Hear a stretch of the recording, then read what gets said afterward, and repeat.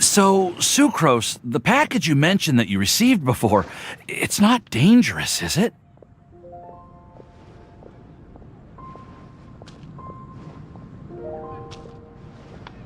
You need to be careful when you're opening packages. I once had a friend mail me some research materials, and all the bouncing around in transit caused a reaction. Once I opened it, it let out a stench that could wake the dead. No, this package didn't contain any hazardous materials. Hey, Timaeus! What are you chatting about? And who might this be? Oh, hello, you two. This is Sucrose. Hi, I'm Sucrose, Albedo's assistant. If you have any alchemy-related queries, you could always ask me. I do my best to help.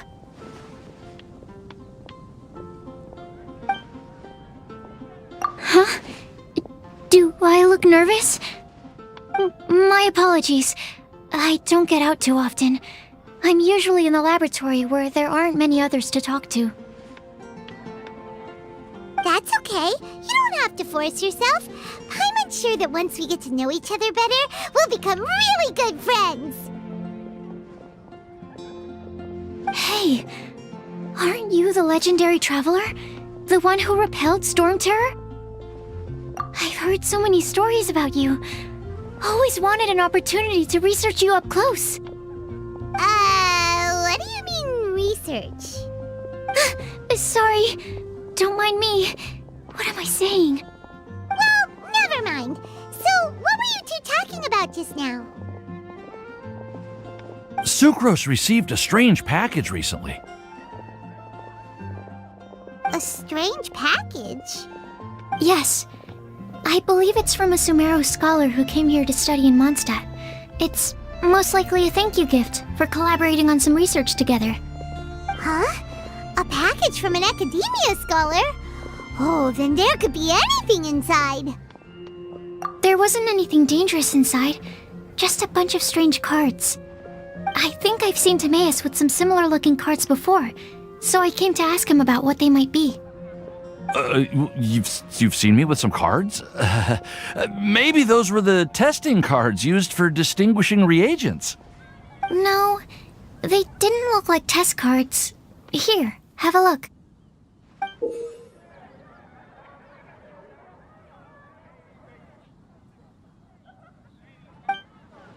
Oh, you meant these?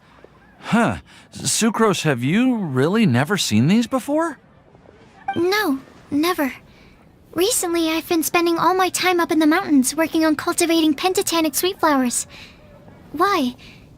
Is this an area of research that has started trending in the alchemical community during my absence? You could definitely say that it's trending, but not as an area of research. It's a card game that's been getting really popular these days. It's called Genius Invocation TCG. Genius Invocation TCG!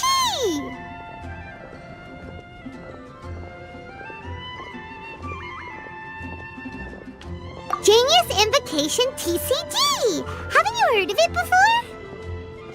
Apparently, it's a game that was invented by a scholar in the academia. People from all over are playing it now.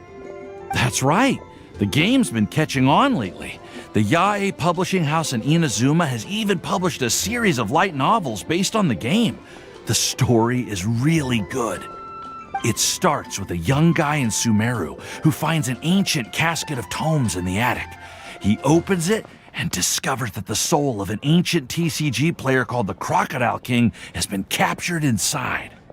It turns out that the Crocodile King was King Deshret's viceroy, who battled an opponent named the Ibis King. During the match, the Crocodile King fell prey to his opponent's scheme and was sealed away in the casket of tomes. After being unexpectedly released by the kid, the Crocodile King possesses him and helps him to gradually climb the ranks and become a legendary TCG player. Timaeus. Huh? What's wrong, Sucrose? If you're interested in how the story plays out, I can lend you the novels. No. I was just thinking about that time you requested an extension on your progress report deadline, citing personal reasons for the delay. Well, I did go through a phase recently where I wasn't putting enough focus on my work, but it's under control now. I've committed to not even touch Genius Invocation TCG until I've made enough progress in my research. Well, that's unfortunate. Oh? Why's that? Well, since it's a gift from a researcher I've collaborated with, I thought that I should at least try to learn the rules. That way, I could say that I at least tried to appreciate his gift. Oh, right! And since it's a game from Sumeru, who knows? Playing it might even make you smarter.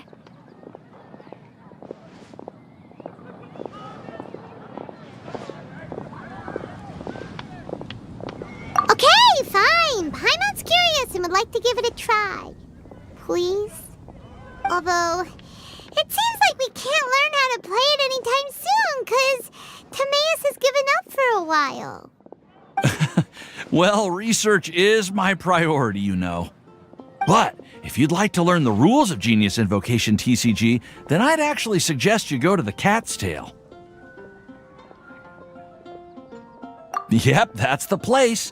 It's where everyone in the community goes to play when they have time. They gather there, trade cards, and they're very welcoming to new players. Trying to learn the rules can be intimidating at first, but it's a lot of fun once you get the hang of it. Understood. Traveler, Paimon, let's go to the Cat's Tail and try asking around. To be honest, hearing Timaeus talking about the game has also piqued my curiosity. Well, what are we waiting for? Let's get going!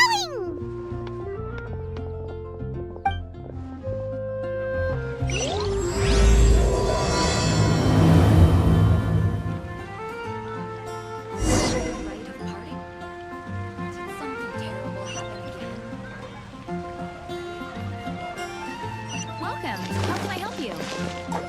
I guess I'll post a commission to the Adventurers Guild.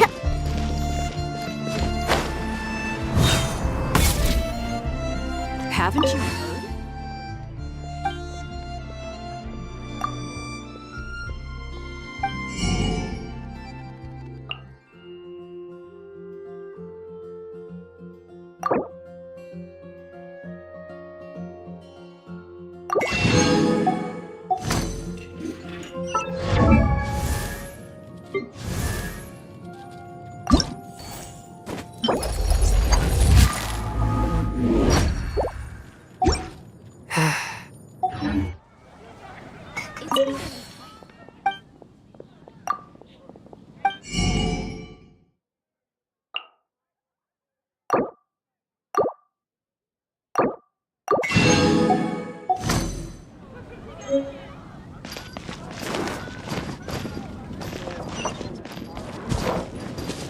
I'm flying!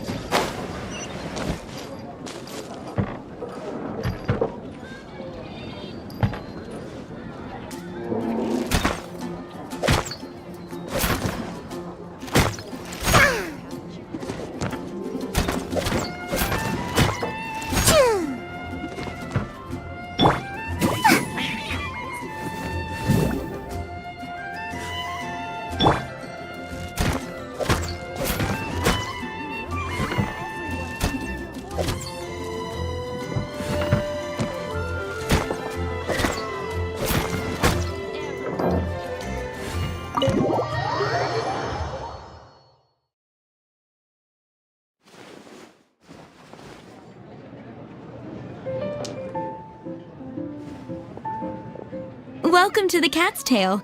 Ah, it's the Traveler and Paimon. What a nice surprise. Oh, and Sucrose the Alchemist. It's been a while, hasn't it?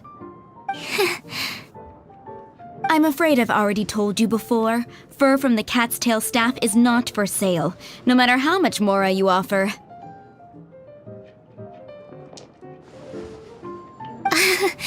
Don't worry, Margaret. We're not here for that research project I told you about last time.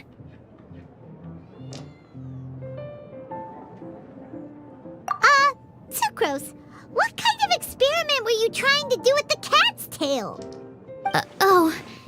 I just wanted to test out some hypotheses, and I needed some materials. But, we can talk about that later. Actually, Margaret, we're here to learn more about Genius Invocation TCG. Ah, Genius Invocation TCG. We were just talking about that game. You see, more and more people have been gathering at the Cat's Tail to play, so I thought, why not have a dedicated staff to serve the new customers? Allow me to interpret. Prince says that the word customer is much too loose of a term, and we should instead refer to anyone who loves dueling with cards as TCG players. My mistake. So it seems I haven't introduced you yet. This is Prince and Shuyan. They will be in charge of taking care of our TCG players.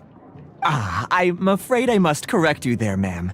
Only Prince, the strongest and most formidable TCG player of all, is capable of providing valuable guidance to our new players. The average player is incapable of grasping the subtlety and sheer genius behind Prince's every play, and he has no choice but to rely on me to communicate with everyone. I am merely Prince's lowly assistant, that's all. Wow! Another guy who can understand animals! How can you use such a crude word as animal to describe the one and only Prince? He is special and the only one of his kind. Such a remark is an insult to Prince. Oh? What's that? Shuyan. In the eyes of the common folk, I look no different than any other ordinary cat. It's a natural mistake to make, and you shouldn't overreact. Understood. I do apologize. It seems he really is capable of communicating with the cat. Could this be the result of some modification to the language center of his brain? Seriously, how can he get all of that from a simple meow? Yes, it was the sacred duels of Genius Invocation, TCG, that formed and cemented our bonds of mutual understanding. It's my firm belief that by simply playing the game, players can develop a deeper level of understanding between one another. So, playing Genius Invocation TCG fosters some sort of a telepathic link between players? Somehow Paimon doubts that. Anyway, if you'd like to know anything about Genius Invocation TCG, then please ask Shuyan, who will ask Prince. Though I'd love to explain more myself, it's time for my daily walk. I'll let Prince play a game with you and walk you through all the rules. Just as a seasoned warrior can foresee the path of his opponent's sword, so too can I, as a TCG master, predict my opponent's every play. It would be improper to pit a newcomer to the art of the card against one such as myself, and I must therefore politely decline. That's what Prince said. Oh, Prince doesn't want to play with us, huh? Fine, then Prince doesn't have to. We'll play you instead. I'm sorry, but from the day I met the mighty card master Prince, I swore an oath that my hands would live solely to hold the cards and not to play them. I will never play another match of my own again.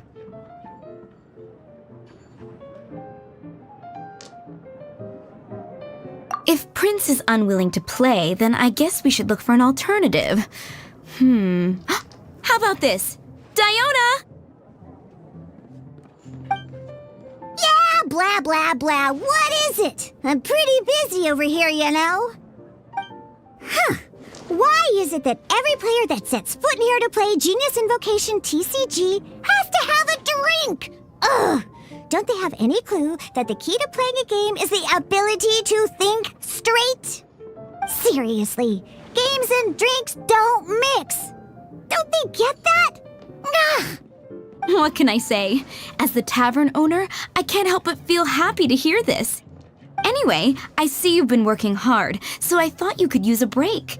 So why not come over here and teach these customers the rules of Genius Invocation? Ha! Ha! Yeah, what kind of break is that? I'd rather not. Oh, why are we letting all these loafers come in here to play Genius Invocation TCG anyway? All it does is encourage more people to come to the bar for a drink.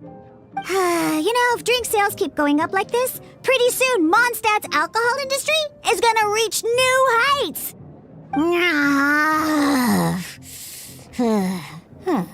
Looks like my first step in destroying Mondstadt's alcohol industry should be stamping out the spread of Genius Invocation TCG.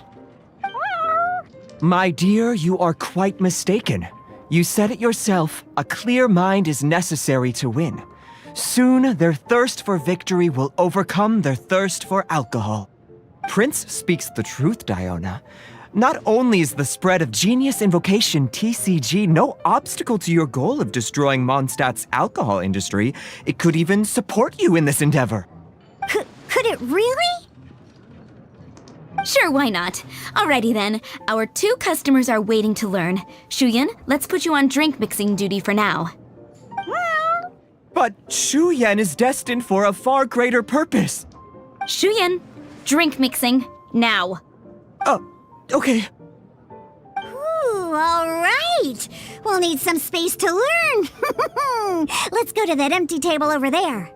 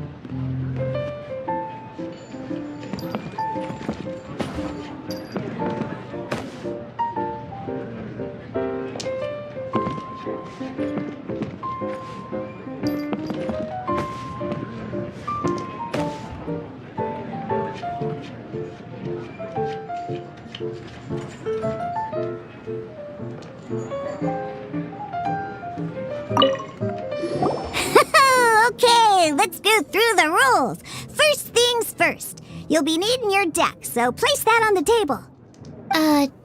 Deck? Yes. You should have built a deck. A set of cards that meets the bare minimum requirement to play the game. What's with the blank stares? Come on. Don't tell me you came to learn Genius Invocation TCG without bringing any cards.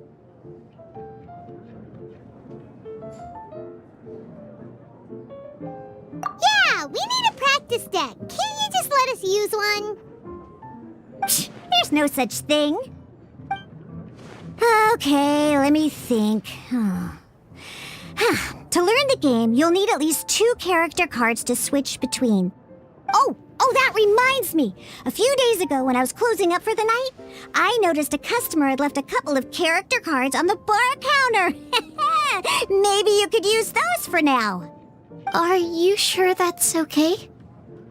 It's already been a few days and he still hasn't come back to claim them. Who knows? Maybe he left them here on purpose.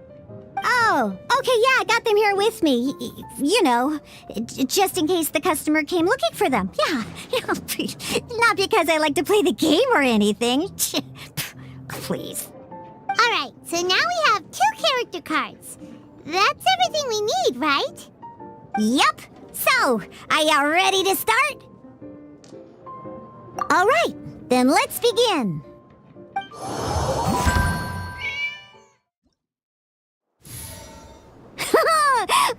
Welcome to the world of Genius Invocation TCG.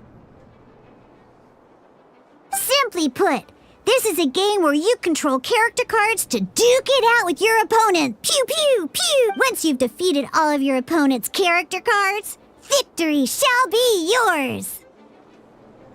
Now then, you're gonna need a character on the field to start with.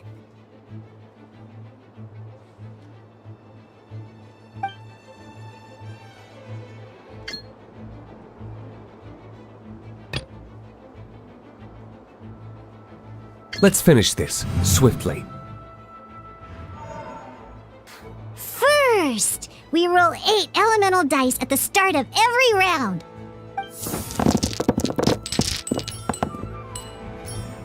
These dice correspond to elemental energy. We'll be spending these dice to perform actions.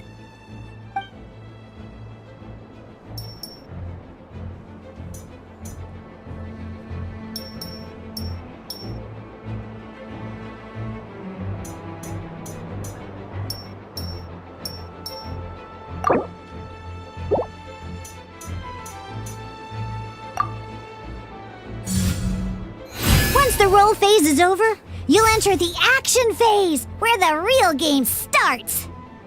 During the action phase, you can spend elemental dice to perform various actions. Of course, the most common action is to use character skills.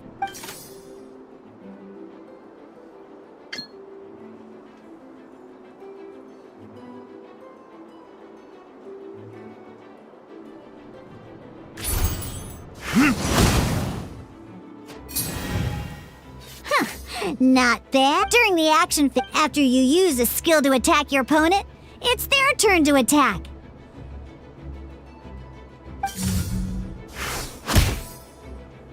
And as you can see, once the enemy finishes their move, it's our turn again.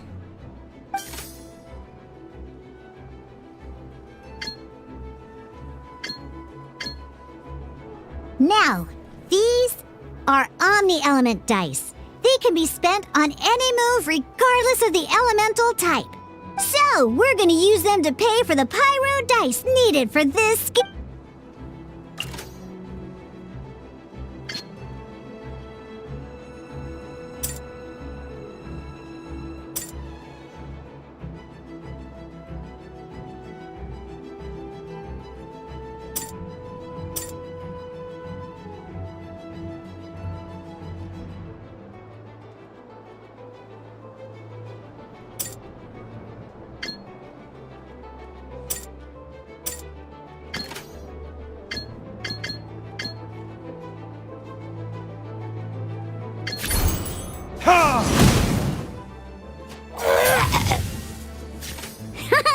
That was pretty good. That's one opponent down for the count.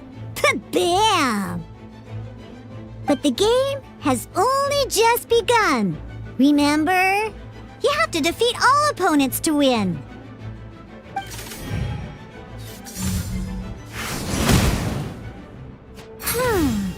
As much as we... In that case, let's end this round. After you end round, you won't be able to do anything else this round.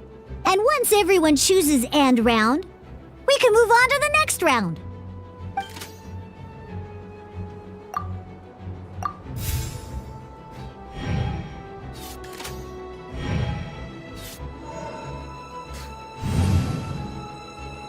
All right, here we are, a fresh new round. Woohoo! And a fresh new round means time to roll the dice again. That's how we're gonna get the elemental energy we need, after all.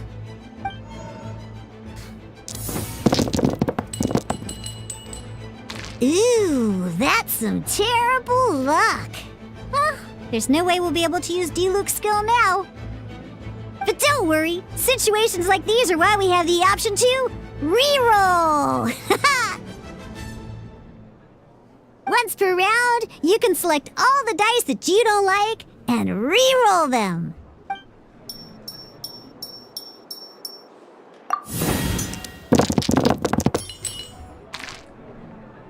When the action phase begins, the player who first chose end round in the previous round takes their turn first.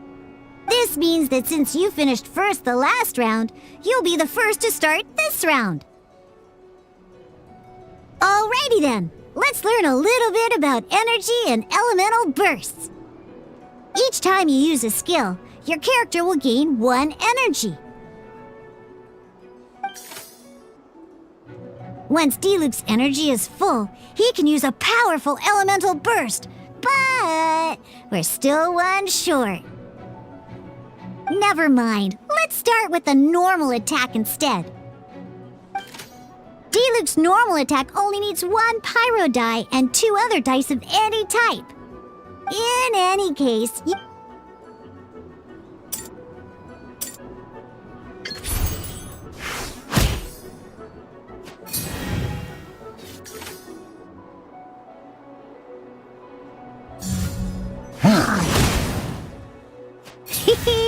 now we have 3 energy, plus we have enough pyro elemental dice left over. It's time to use your powerful elemental burst!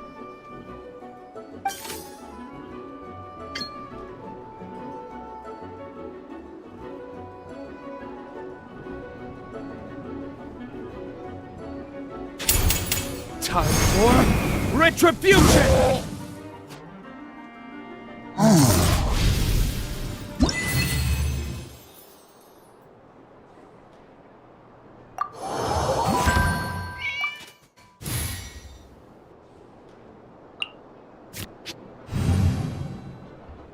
In an actual game of Genius Invocation TCG, you need to use multiple character cards to form a party. Next up, it's time for your second character card, Kaya, to take the stage.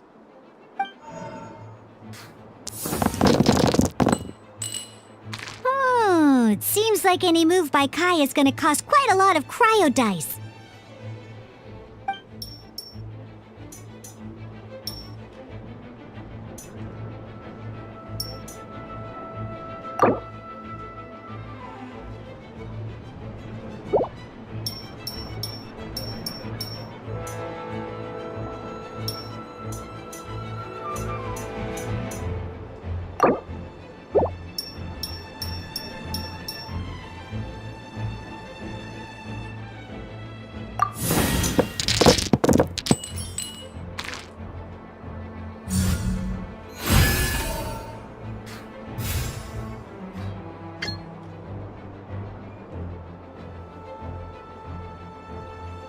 When you deal cryo damage, you'll cause your target to be affected by cryo.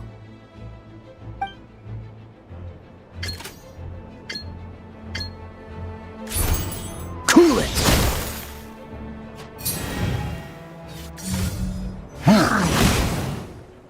Good! Now our opponent is affected by cryo. This is a good time to learn about elemental reactions. Different types of elemental damage affect enemies with different elements. When a character is affected by certain elemental combos, an elemental reaction will be triggered. At the moment, your opponent is affected by cryo, so we should try and use a pyro skill on them. Looks like we have to switch active characters, though. Oh, that reminds me. Both sides must have one active character, while others are considered standby characters.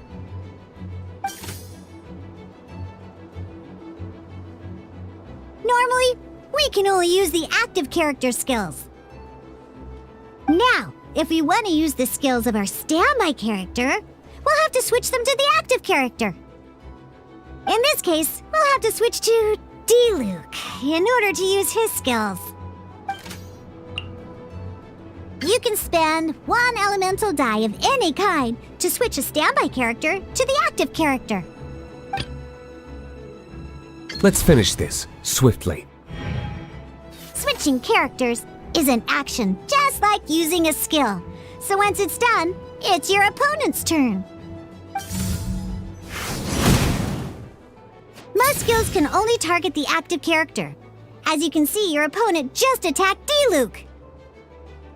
Alright then, now that D-Luke is our active character, it's time to use his skill. Because the opponent is already affected by cryo, dealing pyro damage triggers the Melt Elemental reaction. When triggered, Melt increases damage dealt by 2. This will allow you to deal loads of damage in one go! Haha! Genius Invocation's elemental reaction system is pretty cool, huh?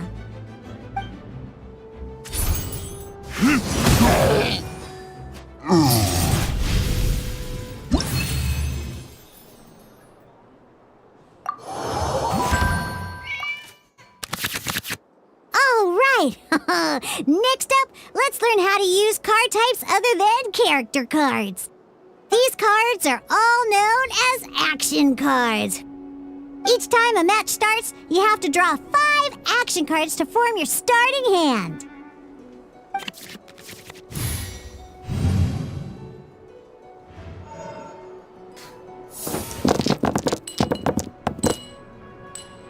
Uh-oh.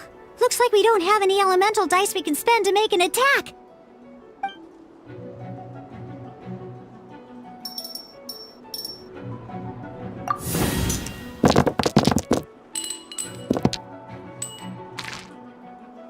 Seriously? We still don't have any usable dice even after that reroll? Well, never mind.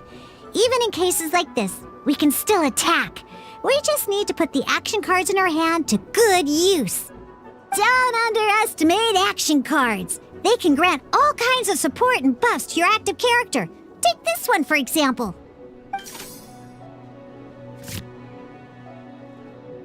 So playing this action card will require 2 of these. See the symbol? Yeah, that means you'll need to play elemental dice of the same type.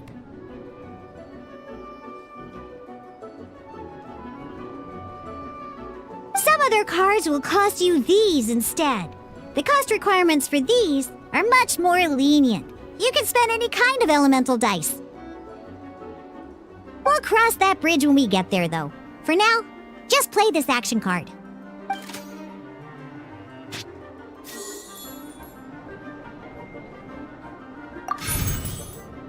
So, playing an action card from your hand is a form of fast action. Fast actions do not end your current turn. Simply put, you can continue to act even after playing an action card. Well then, you have your blade. Time to test it out.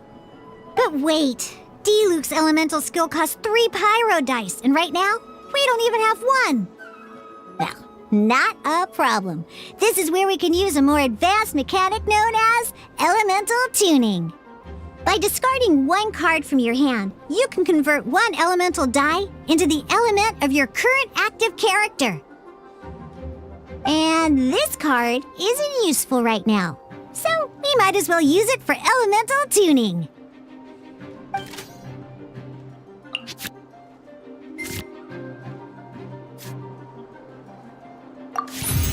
Sometimes you won't be able to perform any actions you want to because you didn't roll the elemental dice you wanted. Oh well. Moving on. In Genius Invocation TCG, Keeping up a constant flow of combat is much more important than the number of cards you have. In this case, well, let's just take all these useless cards and use them for elemental tuning. Just like playing cards from your hand, elemental tuning is a fast action. Come on, hurry up! Use elemental tuning to get yourself 3 pyro dice.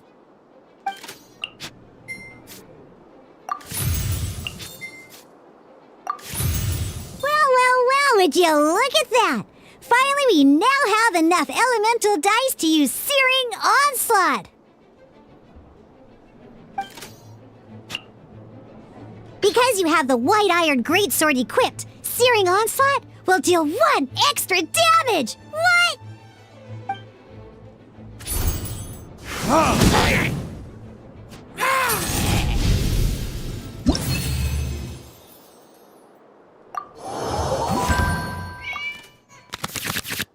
Now comes the final part! Hoo-yeah! In a real match, you can make adjustments to your initial hand. At this time, we can select any number of cards in our hand to shuffle back into the draw pile, and then draw the same number of new cards. What?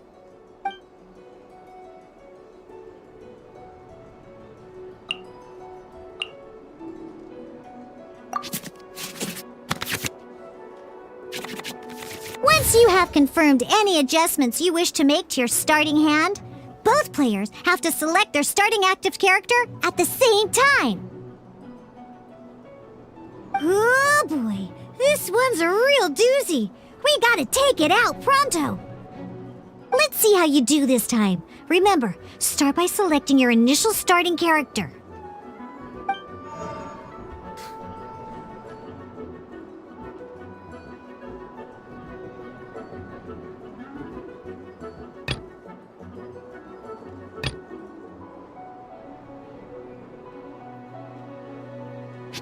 Ready when you are.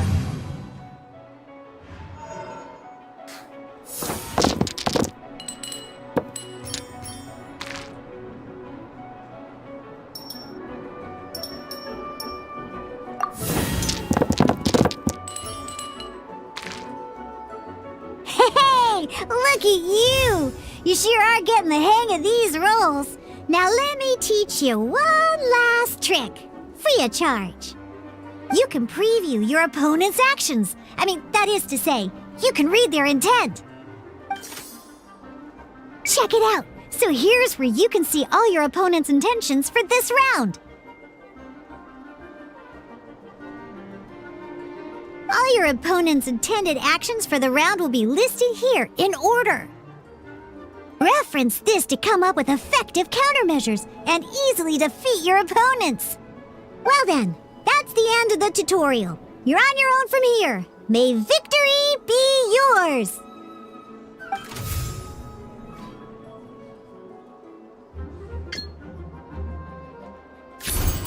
Freeze!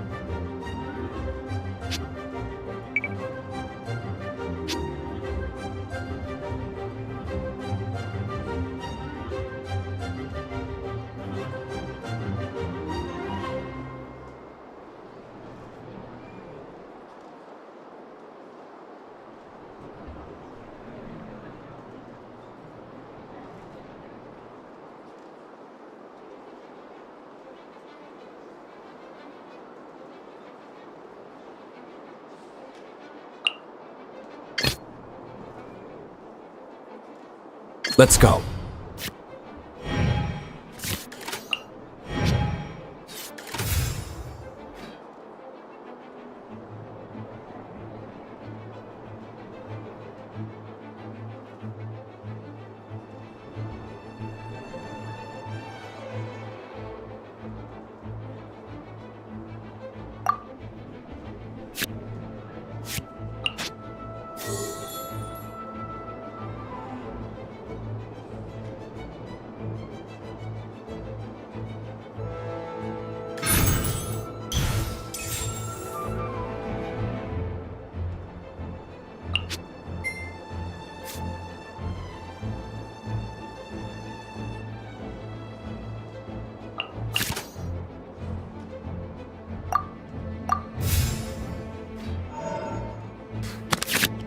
Wait. There's one more thing I almost forgot.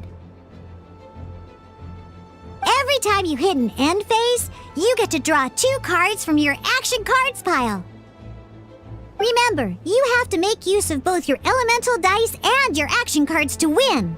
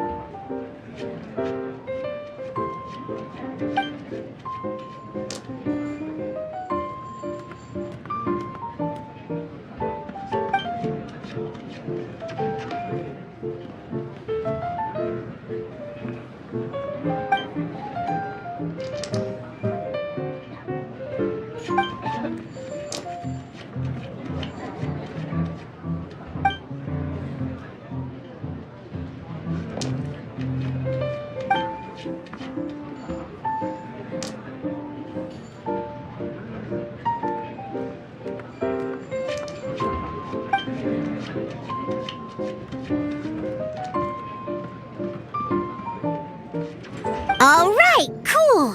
Those are the basics. Did you get all that? What we just played was an adventure challenge designed specially for new players. Genius Invocation TCG can be played in duel mode, where each player brings 3 character cards, or in adventure challenge mode, with a fixed deck for each challenge. But the rules are all the same. As long as you understand the basics, then you should be able to take on any of those rowdy booze hounds. Although I feel there are still many details to grasp, I think I understand the basic premise of the game now.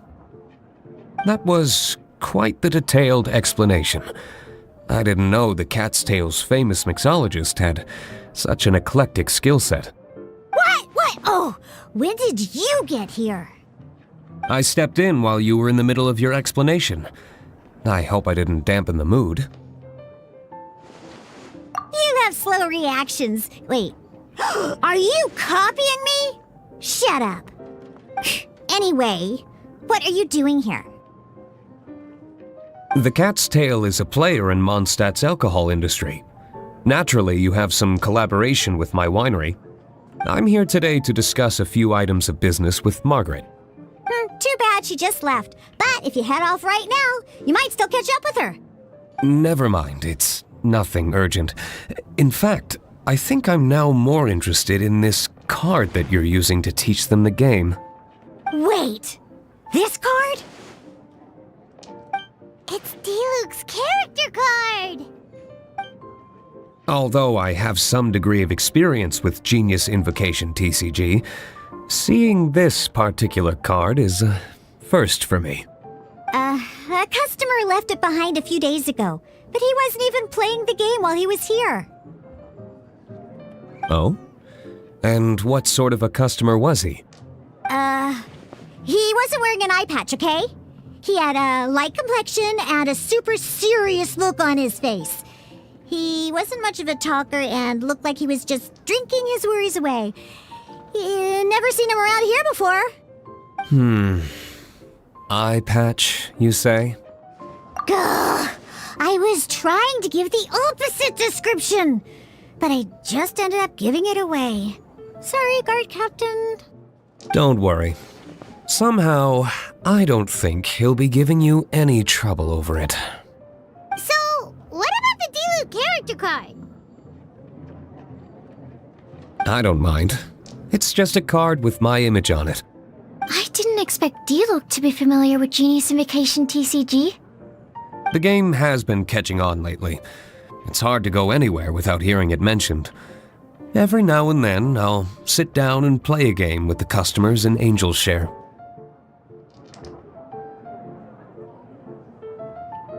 I was hoping we could play a game, but this issue of someone leaving a character card with my image at the cat's tail is very intriguing. It's getting late, and someone has some explaining to do. We'll have to have that duel another time. Good. Then I'll take my leave. You know where the door is. Don't let the door hit you where Lord Barbados split you. Uh-oh. Guard captain. I hope Kaya will be alright. Well, now that we are familiar with the rules, why don't we try playing a game of Genius Invocation TCG? Ooh, 2 new players having their first ever duel. This sounds like fun. But in order to play an official duel, you need to have 3 character cards. Remember, a complete deck has to have 3 character cards and 30 action cards. Got it? Then, let's use my cards. These were mixed in with all the others I had received. And I didn't know what they were for at first. But now that we've learned the rules, I can see that this one must be the Sucrose character card. Now, it looks like we each have the Kaya, Diluc, and Sucrose character cards. So why don't we have our first duel? Alright, let's duel.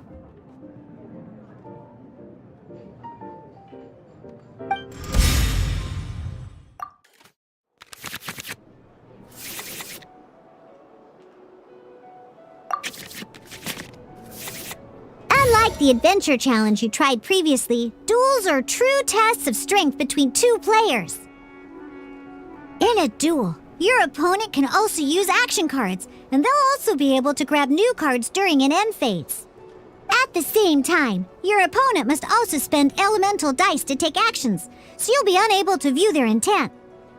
Are you ready? It's time for some exhilarating fights to the bitter end. Musa!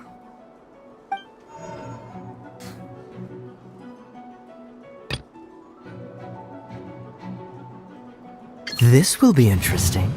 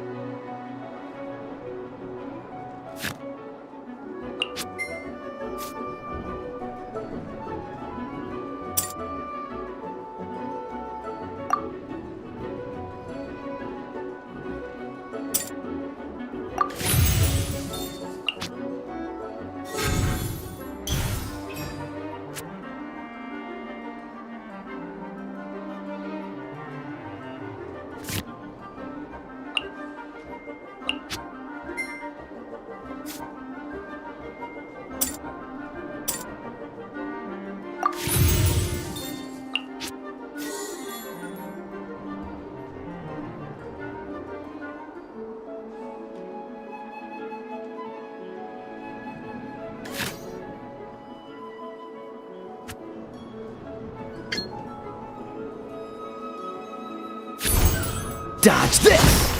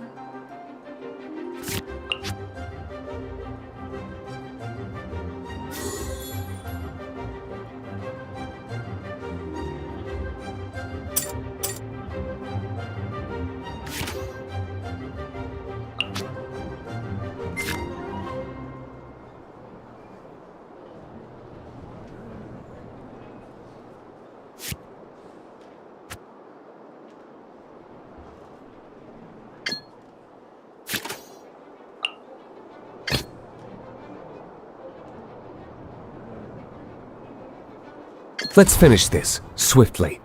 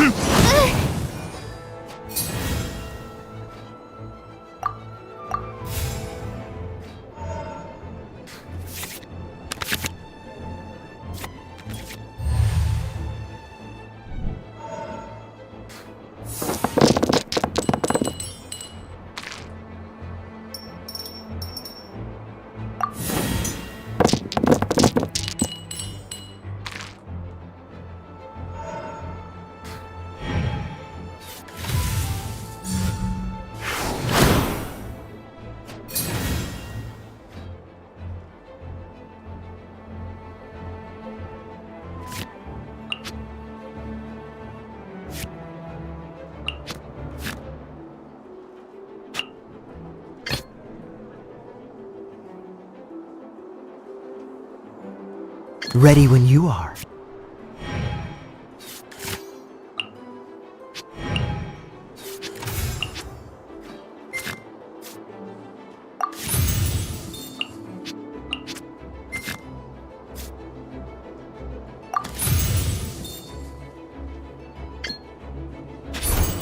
Freeze! My research... Darn. I didn't factor that into the equation.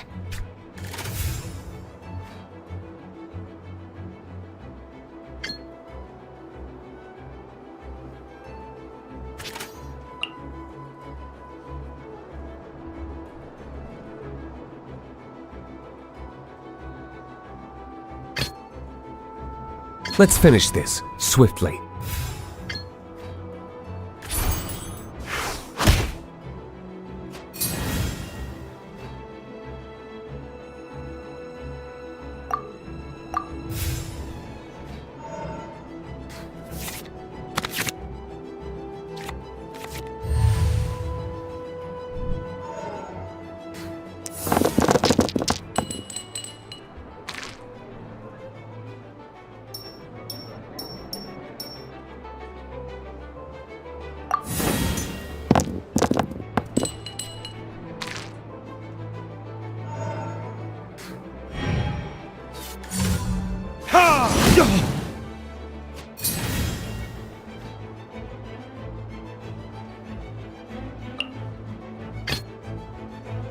This will be interesting.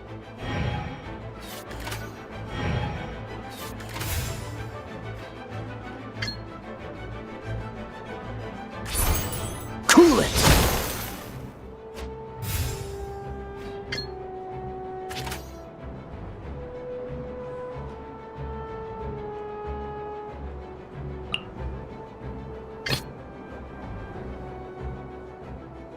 I want to help.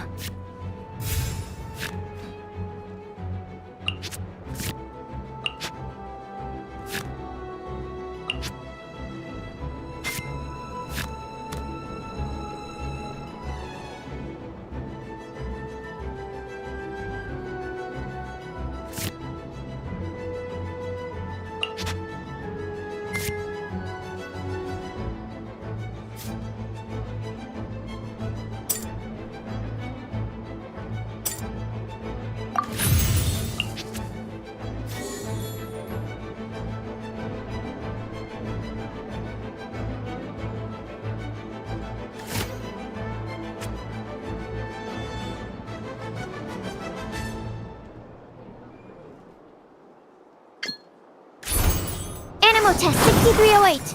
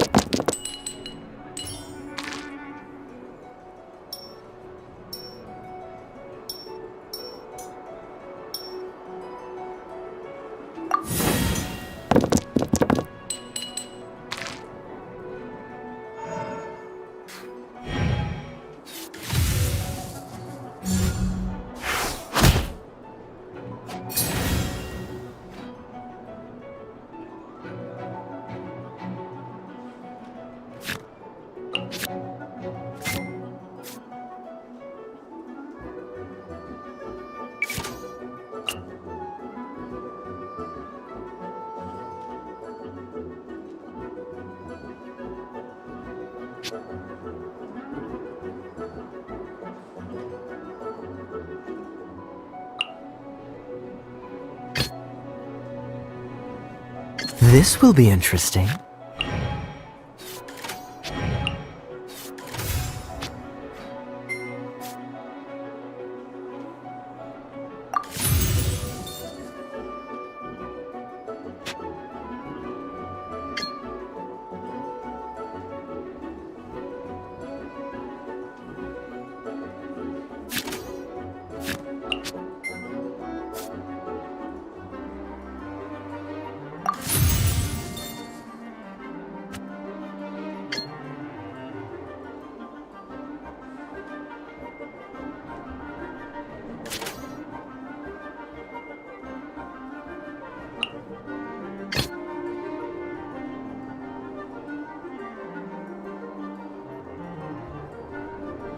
Let's go.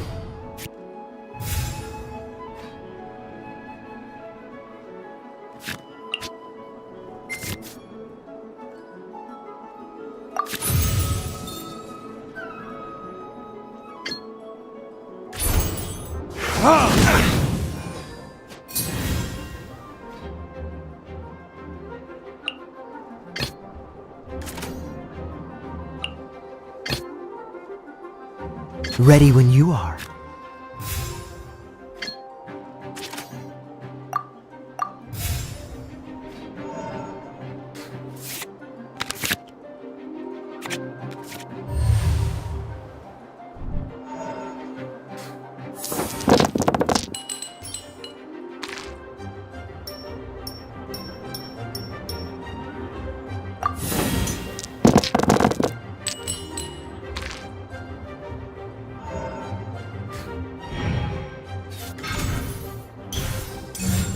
Cool it! Don't push your luck!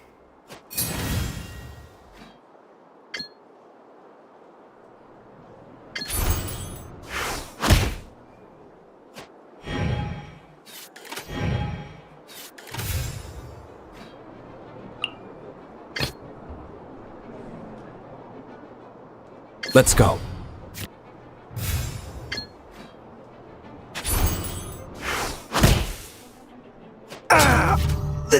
Oh, I wasn't expecting that.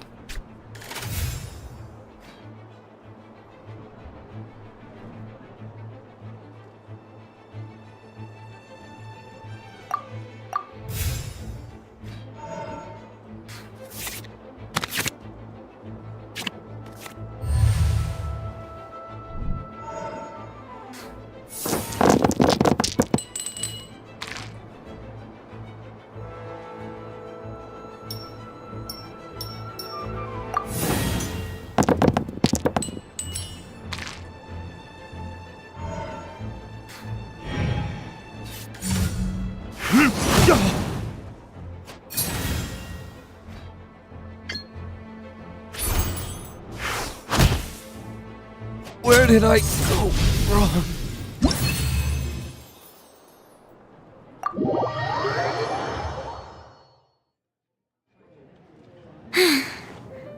I can't believe I lost when we had the exact same character cards. The rules must be more complicated than I first thought. Every decision is a difficult trade-off in this game. If there was only a way to transplant the arms of the two standby characters onto the active character's body.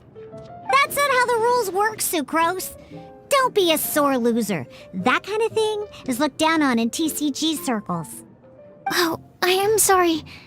I was beaten fair and square. I know that. I just can't stand losing. But it was a fun match. Paimon didn't know you could get so competitive, Sucrose. I always get a little upset when I lose. It's like that with my research, too. It always gets to me when my experiments don't go as planned. Especially when there's an alchemy genius like Albedo around to compare myself to. You lost me at alchemy and experiments. But I'm pretty sure it's normal to feel that way. Playing cards is no different. Each game you lose makes you want to win the next one to settle the score. And the desire to win pushes you to improve your strategy and build a better deck. Seizing victory through a winning combination of luck, skill, and experience is where all the fun of Genius Invocation lies. But what if you keep trying and never win a single game? A losing streak, yeah. That'll definitely get you down. But it's way better to keep trying until you win than to just accept you're a plain old loser and give up. You make a good point, Diona. Besides, Sucrose, you're already making great progress. It'd take at least 8 of our regular booze hounds to match your level. You played well this last match. Thank you. I'm just a little disappointed to lose, that's all. But Genius Invocation TCG is a really fun game. Good! Having fun is the main thing. If you ever want to play again in the future, feel free to come by the Cat's Tail. But don't expect me to play with you. I just mean, this place probably has the right atmosphere. I'll definitely be back. All right. I think you should have all the basics down by now. I need to get back to bartending. Shiyan's likely been busy making his tavern more popular with his delicious cocktails. Pui, pui, pui. And we can't have that. Burning Mondstadt's wine industry to the ground keeps me pretty busy, you know. So if you need any more help, go bother Shiyan.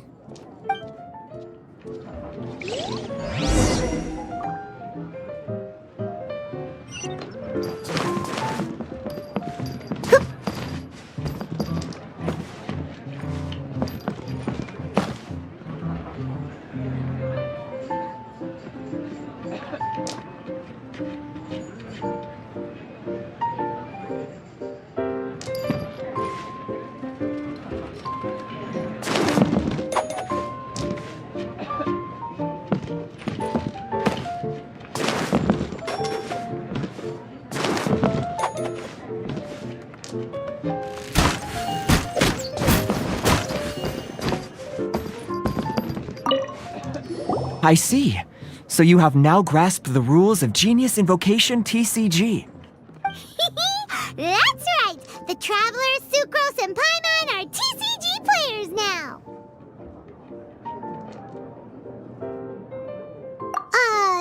Paimon picked it up from watching you and Sucrose. Becoming a TCG player is not as simple as that. You cannot call yourselves true TCG players until you have passed the test. Sobering words from Prince there. But I'm afraid he's right. To become official players recognized by the Genius Invocation TCG Society, you have to pass the test. Yes, although to be honest, it's not that difficult. Basically, to become an official and recognized TCG player, you have to best 3 opponents in a duel. So, you have to win 3 duels against 3 different opponents? The duel you just played can count towards this tally. I agree. Although I didn't get to observe the match myself, I did listen along, and from what I could hear, you both performed at a rather high level. Same way you can hear what Prince says? A well-trained ear is a basic skill expected of anyone hoping to become a TCG master. But back to the matter at hand. The Traveler only needs to beat 2 more opponents to become an official TCG player. Sucrose, you may have lost the last duel, but don't be disheartened. I can assure you that winning 3 games is well within your ability. But first things first, Shuyen. Before that, our TCG newcomers should receive their free gift. Ah, yes, my goodness. Completely slipped my mind. I'm lucky to have Prince here to remind me. Everyone who wants to start playing Genius Invocation TCG is entitled to claim a free casket of tomes. Oh, Timaeus mentioned it, didn't he? It was from the light novels he's been reading. The thing that the main character found in his attic. Oh, that's right! The soul of an ancient TCG player was trapped inside, right? So the casket of tomes is actually real? Well, actually, all card cases in Genius Invocation TCG are called caskets of tomes. Not only do they provide a reliable and sturdy container to store your decks, they can also sense when other people in the area are also carrying a casket of tomes with them. Oh, Paimon can guess what you're gonna say next. The reason they can sense each other is because they have the souls of ancient TCG players inside. That would mean an extraordinarily high number of people in history have been turned into disembodied souls as a consequence of playing card games. No. The real reason that it can sense other caskets is because it holds a nifty little mechanism invented by Sumeru scholars. Darn, what a letdown.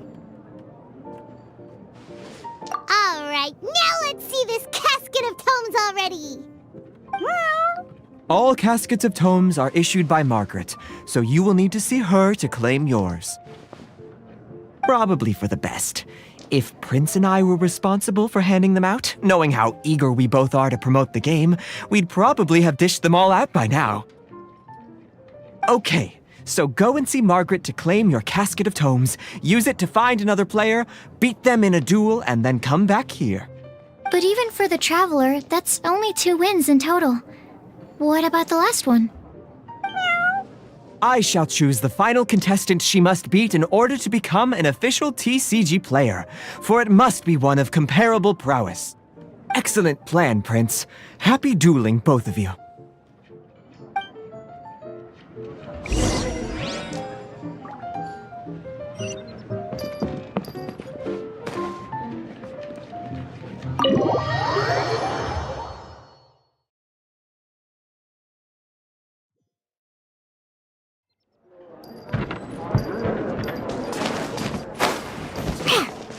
I'm here.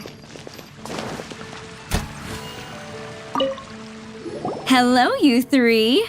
Has little Diona finished teaching you the rules of Genius Invocation? Ah, I see you're here for your casket of tomes, aren't you? A very useful tool indeed. So this is a casket of tomes. That's right, a purpose-built case for your card deck that can even detect when someone else nearby is carrying one. Gosh, whoever invented this must have seriously disliked being alone. Yeah, well, even the most fun game is pretty lonely if you got no one else to play it with. True. So I'm glad that these customers, TCG players, are able to congregate at the Cat's Tail. You're not wrong, but that's secondary. The important thing to me is the opportunity for like-minded people to come together and enjoy their favorite hobby. It creates a nice atmosphere. Anyway, now that you have your caskets of tomes, it's time to find some opponents. All right. In that case, I'll go find some people to play against too. Let's meet back at the Cat's Tail in a while. Thanks. I'll do my best.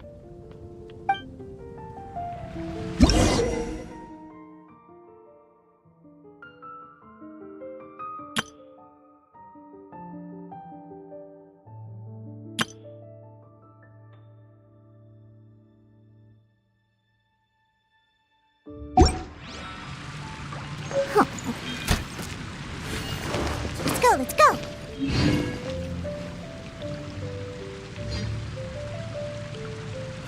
Ancient alchemy truly is fascinating. Whoop.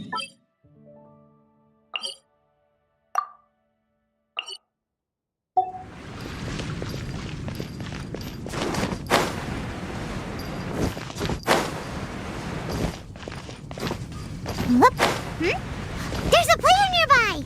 That way! Let's go see!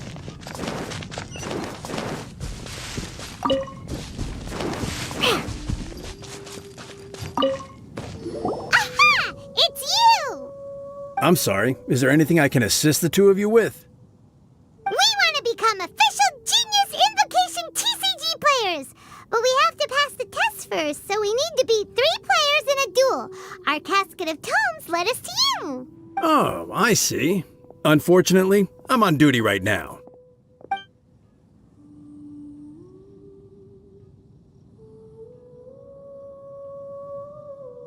Are you quoting the Knights of Favonius handbook at me? So be it. Then let the duel begin.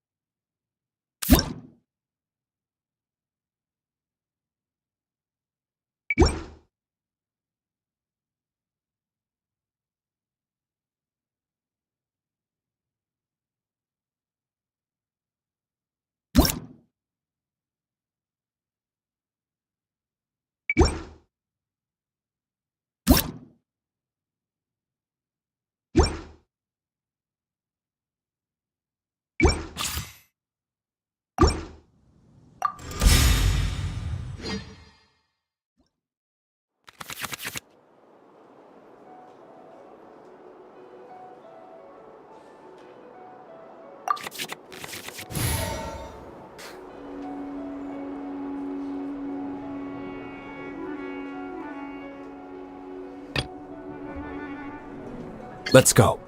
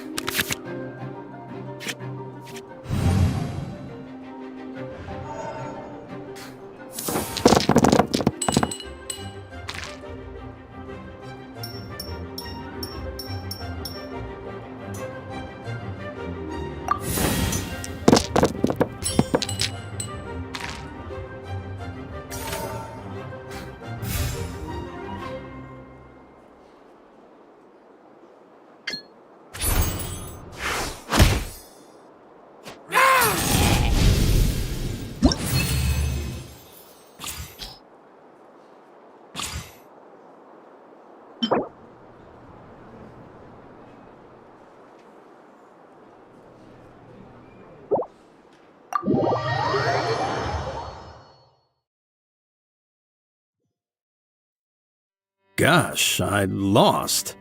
You're remarkably good at this, considering how new to the game you are. Let's play again when you have some time.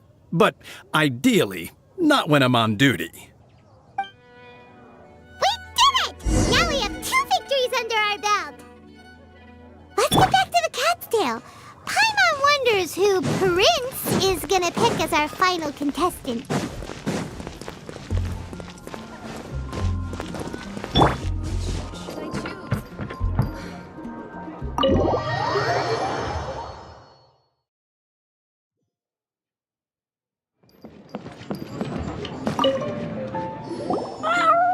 I sensed that she had what it took to become an official TCG player, but she has returned to the tavern more quickly than I had expected. Defeat the opponent I have arranged for you, and you shall become an official TCG player. I look forward to watching this game immensely. Not just Prince, I can't wait either.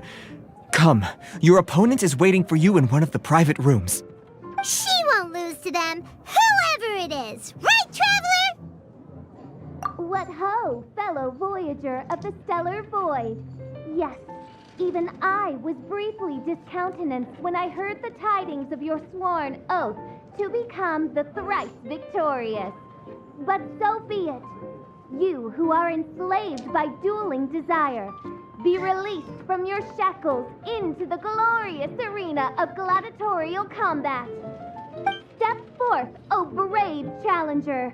Your princessin grants you an audience. Hearken well.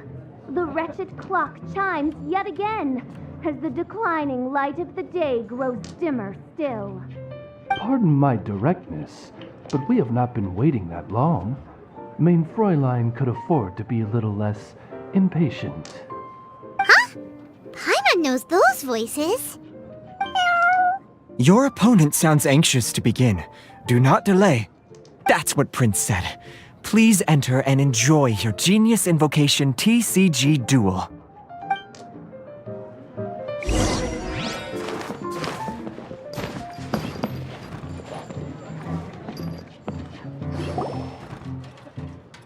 Paimon knew it! It's Fischl and Oz! Who else but the princessin? For, as the name of this hallowed rite suggests, only when the wisest of heroes is summoned can the master of cards hope to be crowned the champion. This path is a treacherous one. It must be tread with great caution, for eternal doom and damnation are but one wrong step away at any given moment. That is why none is more suited to appear in this audience chamber than the princessin, whose Aug de Beurtelang des großen Kaleido-Phantasmus has witnessed 10,000 battles across 3,000 worlds. Oh, is that right? Indeed. Mein Fräulein has watched many games of Genius Invocation TCG, and has gained a solid grasp of the rules. Even in a duel between beginners, it is best that both participants are well versed in them. Oh, that's true.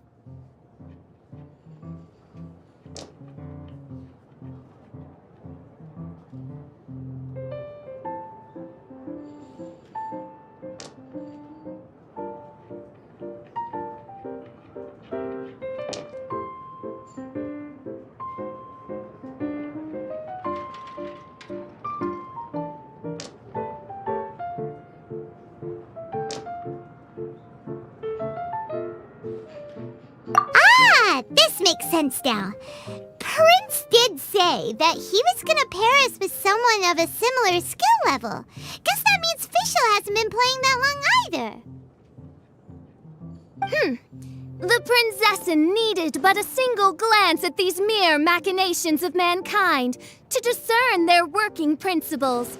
Thus, with speed and brilliance paralleled by lightning alone, do I now arrive here at the gateway to yonder circle of secrets. Main Fräulein, too, has bested 2 opponents thus far, and is therefore 1 step away from becoming an official TCG player. So there's a lot on the line, huh? Either Fischl or the Traveler is gonna come out of this duel as an official TCG player! Indeed. The Prinzessin herself heeds the call of fate and descends to this realm from the Immanakreich. Yet still, you dare to doubt the inevitability of the inevitable. Your stubborn foolishness is contemptible. Main Fräulein, I implore you to consider less odious turns of phrase, lest you be forced to feast on your words in the fullness of time. What? I shall not lose, Oz! What say you, Outlander? Do you wish to make an enemy of me, the Prinzessin de Verurtelung, who even now begins to strum the strings of fate that shall sound out the Traveler's requiem? Then I say it is time to see what you are made of.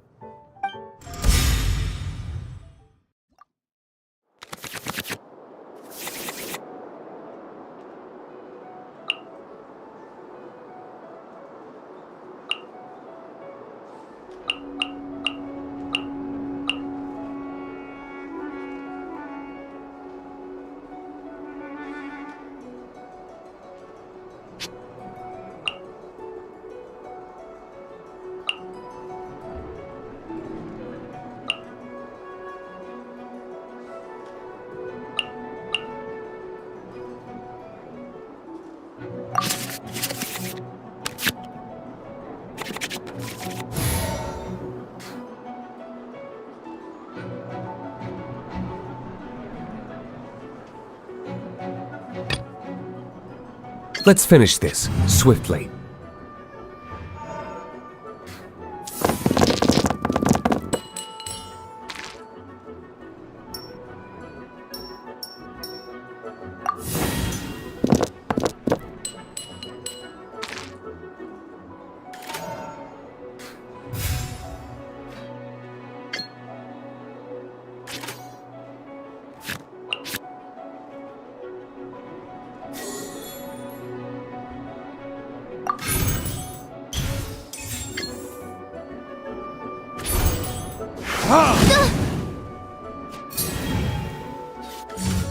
By royal decree!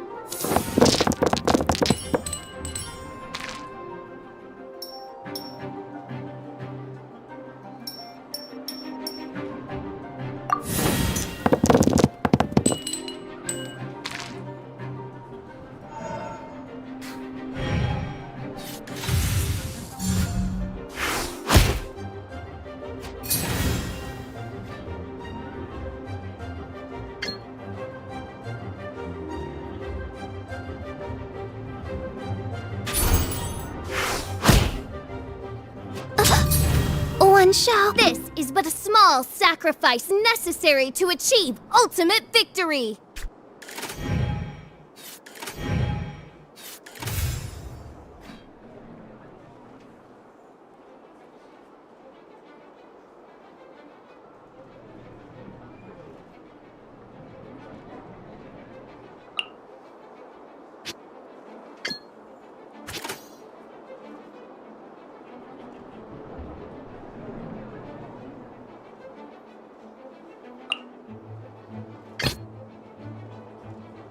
Ready when you are.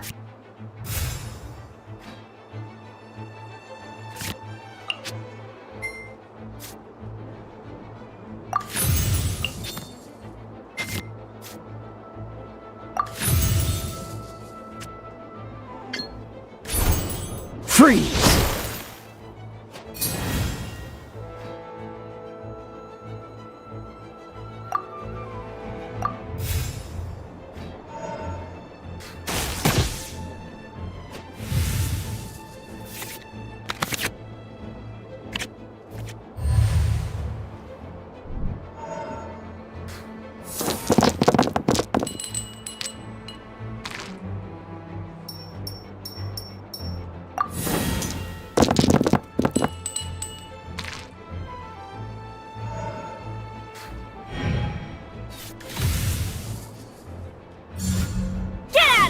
Push your luck.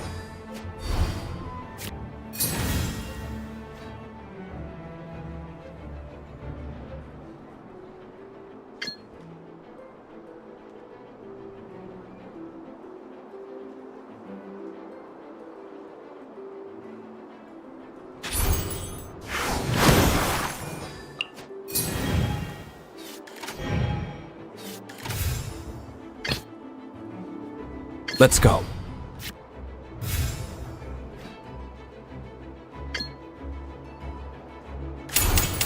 Verdict is... Couldn't break. What happened? Oz, with lightning twixt upper and lower mandible, strike thy pointy beak into this obstacle and remove it from my path! Mein Fräulein, I cannot simply attack the traveler.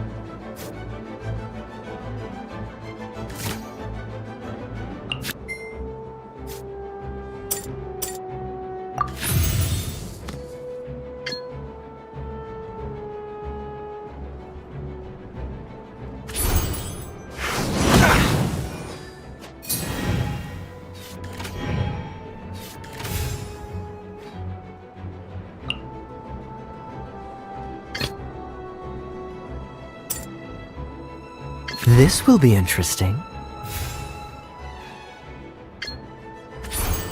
Dodge this!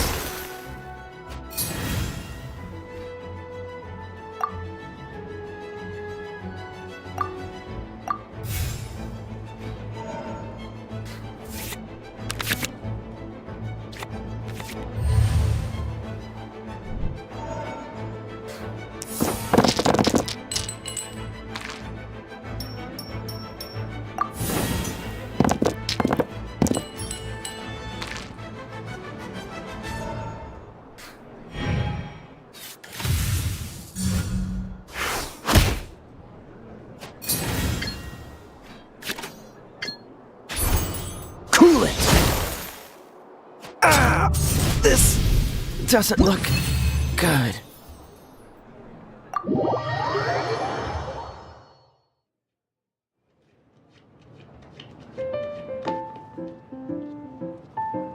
Impossible! Ugh! The cursed dragon looms near once more, casting its dark shadow on the slender threads of fate, hiding them from my vision. Traveler, was even this part of your plan? What a truly ingenious plot, and what an exciting duel to witness. Congratulations! You've won 3 duels now. That makes you an official TCG player. Yeah! Oh, Sucrose, you're back! Does that mean... Yep. I've won 2 games so far. When I got back, I heard you were in the middle of your final duel, so I came over to watch. Nice! Sucrose won too as well! Great work! It seems I am forced to admit, fellow voyager of the stellar void, that your mastery of the cards is second to none. To commemorate your glorious ascent to a battlefield beyond this lowly mortal realm, I grant thee an incarnation of my majesty in miniature. As you embark on this ingenious vocation, may you wield it in battle against all your fated foes, that not a single one of them may be left standing. Main Fräulein wishes to give you a Main Fräulein character card. Wow! It's Fischl's character card! 'Tis a mere token of such. To the victor of this splendid duel is a boon of commensurate splendor due. Oh, excuse me, ma'am. I am also a beginner who has won 2 games so far. Might I also have the honor of joining you in a duel? If you would be willing, of course. Nothing would delight me more. I hereby grant you permission to join me in performing the hallowed rite of genius invocation. One other thing. When I got back, Prince and Shuyan said there was something they needed to give you if you managed to become an official TCG player. Probably not. Oh, Paimon bets it's some kind of prize for making it as an official TCG player. Let's go get our prize! With 3 electro dice, I summon my eternal familiar, Osvaldo Hrafnavine, to my side. Heed my invocation! But, Main Fräulein, I have been by your side all along. I mean in the game, Oz. Then, I'll use Chaotic Entropy to invoke a large wind spirit that deals increased damage when it carries an element other than Animo. So... Oh! So be it! One shall not be swayed by such a feeble attack!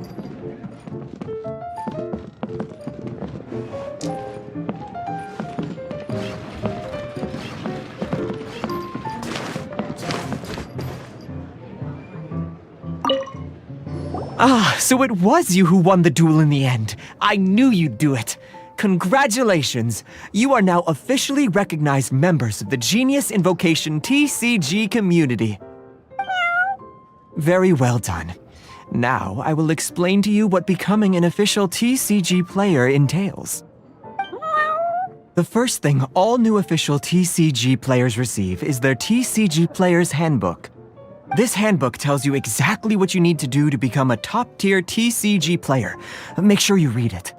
Secondly, a range of Genius Invocation merchandise is now available for you to purchase here at the Cat's Tail. So you see, becoming an official TCG player is really just the first step. And thirdly, whenever you wish to play a game with a friend, you can use the invitation board there. Whoever you wish to duel against, simply invite them to the tavern for a game. Yes, it's right by the bar counter. Once you get the hang of it, you can play with your friends whenever you want. That's it, really. If there's anything else you didn't quite understand, you can always come and ask me. Yes, indeed. I'm quite sure they will. Oh, sorry. I forgot to translate for you. Prince would like to say, hope you have fun playing Genius Invocation TCG.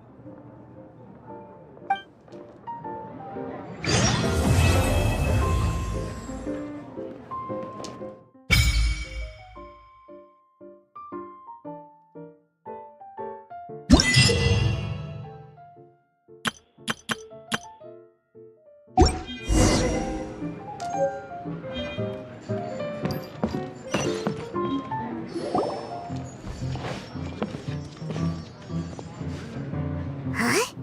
There's a strange new customer in the tavern. Look! Look! It's a huge finch! Excuse me, I am not a finch. My name is... oh dear, it seems... No, I can't quite remember my name. You can just call me Tubby, I suppose. Well, hey, Tubby. Don't think we've seen you around Mondstadt before. That's because it's highly unusual for me to be in Mondstadt at all. I actually came here all the way from Liyue. So, how come you came all this way just to visit the Cat's Tail?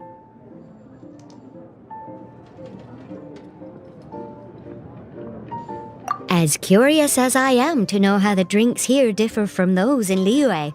No, in fact, I was sent here for a reason. What reason is that? And if I am guessing correctly, and you are indeed the traveler, then as it happens, it has something to do with you, too. Well, as I'm sure you've discovered, with the rising popularity of Genius Invocation TCG, inviting a friend to a duel in the tavern has become a fun way to pass the time. There's just one little problem. Many invitees currently have to travel an enormous distance to get here, turning the whole thing into quite an ordeal. I have therefore been sent here to create a little game room using the same Adeptus art as is used to construct teapot realms. That way, anyone with an invitation will need only to think the thought, and they will instantly appear in the game room. You will be free to use the room whenever you wish to invite a friend to duel, and it will be far more straightforward for them to take you up on the offer. Wow! This will make things much easier! But what if Margaret finds out? She's not gonna get mad at you for renovating her tavern with your Adeptus arts, is she? That shouldn't be a problem, since the realm will not be physically located within the Cat's Tail. Besides, we obviously sought the owner's permission in advance. She was quite enthusiastic. Oh, Liyue's Adepti arts sound pretty useful. Could you double the size of the tavern while you're at it? Unfortunately, my mastery of Adeptus arts is not sufficient to achieve this. Huh. Yeah, that does sound like something Margaret would say. Anyway, it's great that you're here. I was racking my brains trying to think how to get in touch with you after setting everything up. Right then, let's get started. Okay, that should do it. Wow! Just like that? Liyue's Adepti arts are pretty nifty. Mm-hmm. You know, I have a feeling that we will meet again someday. Who knows when, but we will find out when that time comes. Over to you. Now you can invite friends to duel with you in this room wherever in the world they are. I hope it serves you well. Oh, and I almost forgot. A guy from the tavern wanted me to say this to you. Hope you will have fun playing Genius Invocation TCG.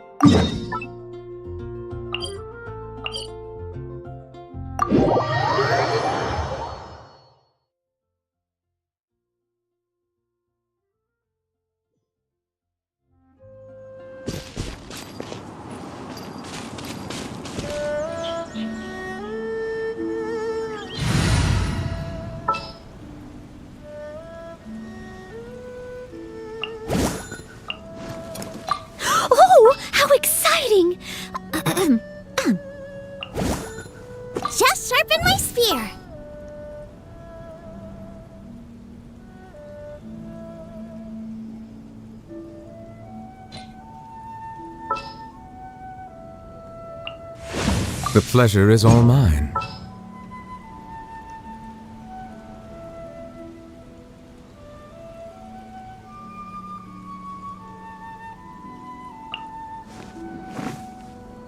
All right, let's go.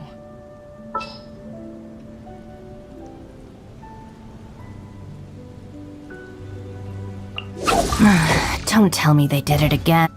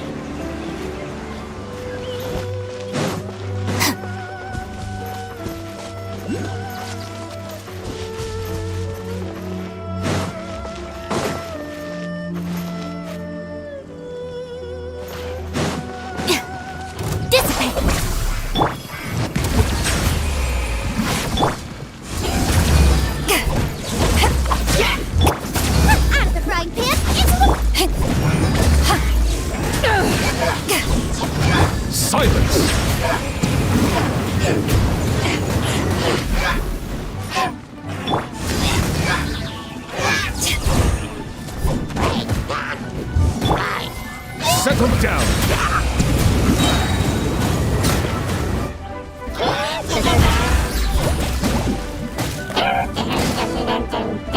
To ashes! Our bond is strong. Nice and spicy.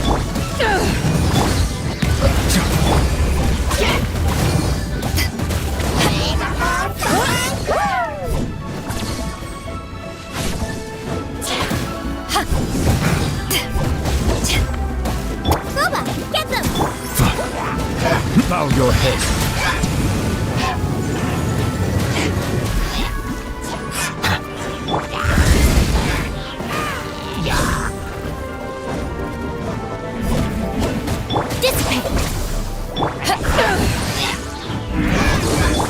Silence!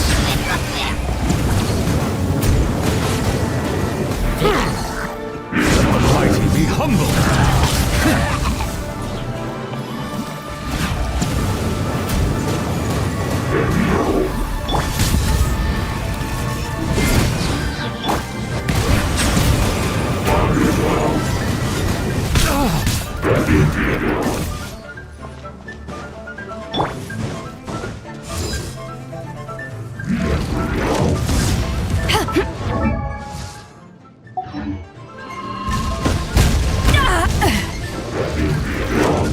Power that ended Haishan! Settle down!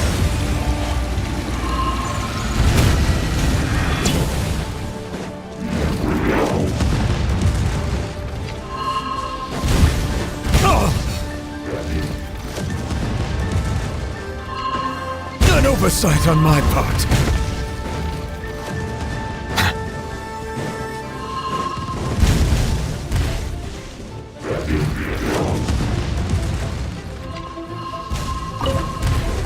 Justice is blindsided. Our bond is strong.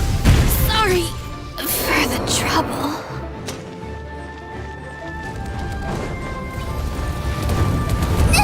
You're toast!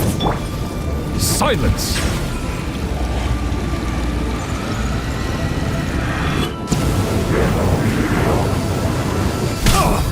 When the tide comes in, I shall return.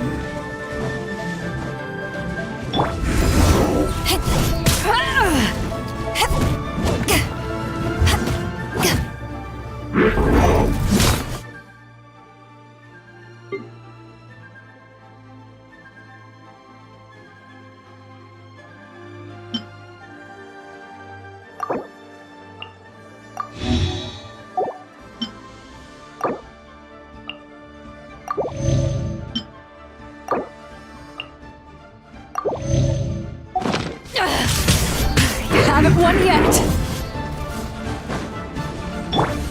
Settle down!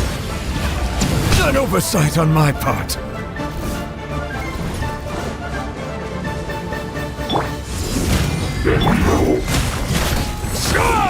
Bow your head.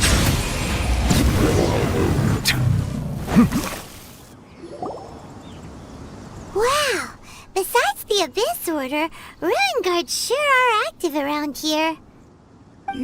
Seems wherever we find an Abyss Mage hideout, there's often a bunch of Ruin Guards roaming around too. Is that just a coincidence? Or... There are no coincidences in the world. Everything is the fruit of seeds planted long ago. Just like your appearance in that tavern, time is just waiting for those seeds to sprout. Forget it. Just some needless musings. The connection between the Abyss Order and the Ruin Guards is by no means incidental. Rather, they are both branches that have grown out and up from the same roots below. Branches? Roots? What do you mean exactly? Both originate from an ancient nation that was destroyed 500 years ago, Khaenri'ah. Huh? Khaenri'ah? Really? The Abyss Order and Ruin Guards are left over from after the destruction of that nation? Oh, speaking of Khaenri'ah, that's really a super ancient name. Oh, right. As your guide, Paimon should explain a bit here. A long time ago, the nation of Khaenri'ah was... Huh? You have memories of being there. But that nation was destroyed 500 years ago.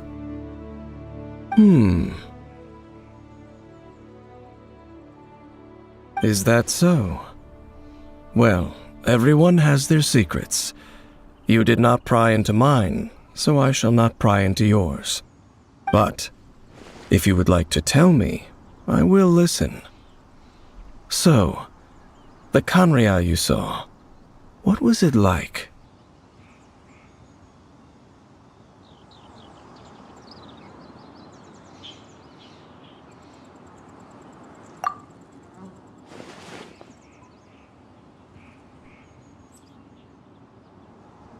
So that's the complete story, huh? Paimon thought that you ran into that unknown god first. I see. So your first memory after coming to this world was being awoken by your brother from within that meteorite. It seems your brother woke up first. But the question is, how long before you? And then your brother told you that the destruction of Khaenri'ah plunged the whole world into chaos, and that you two should leave this world called Teyvat? The destruction of Khaenri'ah? He said that? That destruction you witnessed, that's history from 500 years ago. It seems the first time you awoke in this world was indeed during that period. Huh. So your brother must have understood this world better than you did, because he woke up first.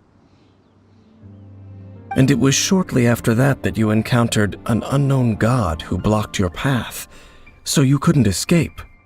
Oh, Paimon knows this part really well. I understand. When you awoke at that time and hurriedly tried to leave for another world, you didn't know anything about Khaenri'ah. But now, since you have come to gain some understanding of Teyvat, you are able to guess that the war you witnessed all those years ago must be the war that ended Khaenri'ah. Am I right? Ah, if that's the case, you must have been flipping through all sorts of books during our adventure these past few months. Before going to Mondstadt, you had just looked at some vague materials. Later, we managed to gather a whole bunch of old books from all around Mondstadt and Liyue, but you told Paimon they were useless. So, the whole time you were just trying to learn more about Khaenri'ah so you could find your brother?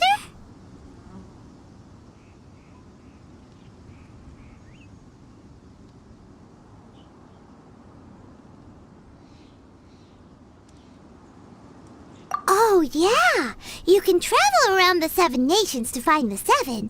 But where can you go to find a nation that was destroyed 500 years ago? I probably know more about Khaenri'ah than both of you.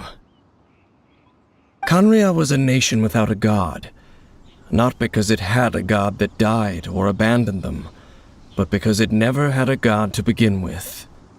It was a powerful nation, built purely by humans. An unprecedented, flourishing, and glorious civilization. It was the pride of humankind. A nation without a god? Later events unfolded just as you remember.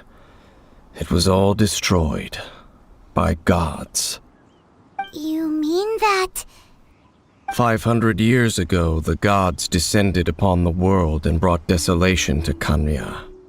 The pride of humankind was uprooted and crushed, like a weed removed from the garden of the gods. How could that be? The history books don't say anything about that.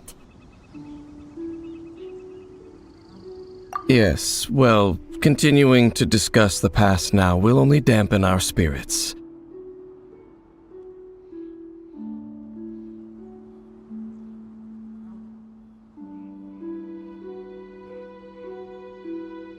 Let's keep moving. I will tell you more of what you want to know as we continue our search.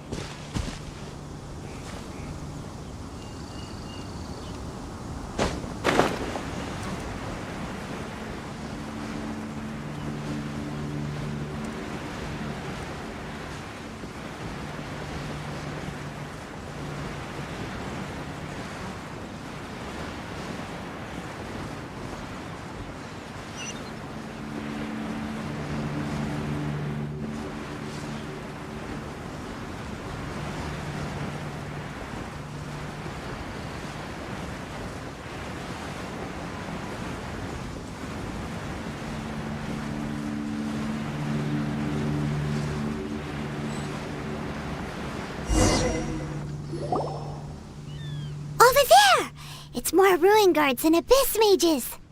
Dane was just saying how these ancient machines are from Khanria.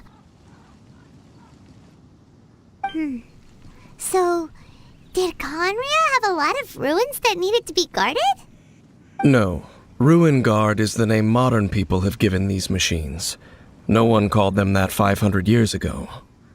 These ruin guards were known as field tillers by the people of Khanria. Field tillers? What a strange name.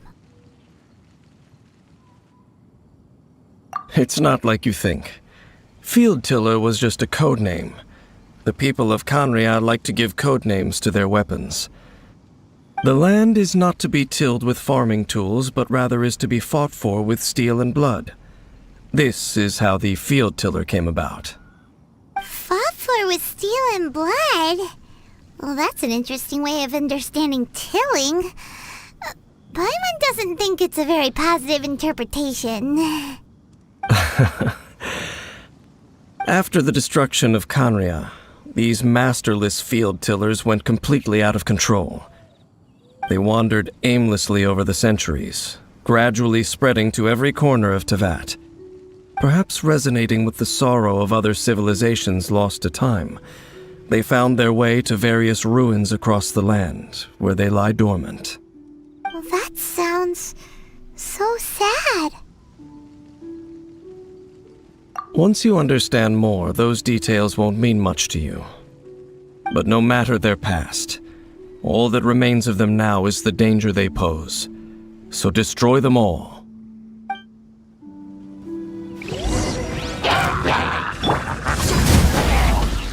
Settle down!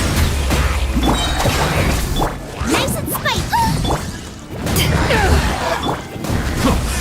Be sanctified.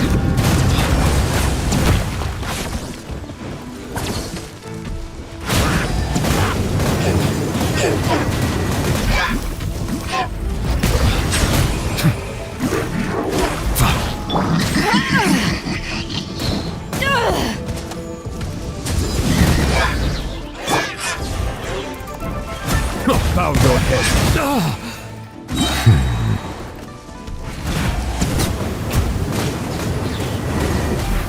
Let the mighty be humbled.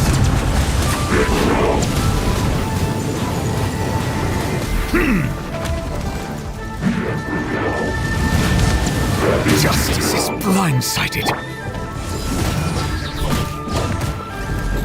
Eyes on me! Settle down.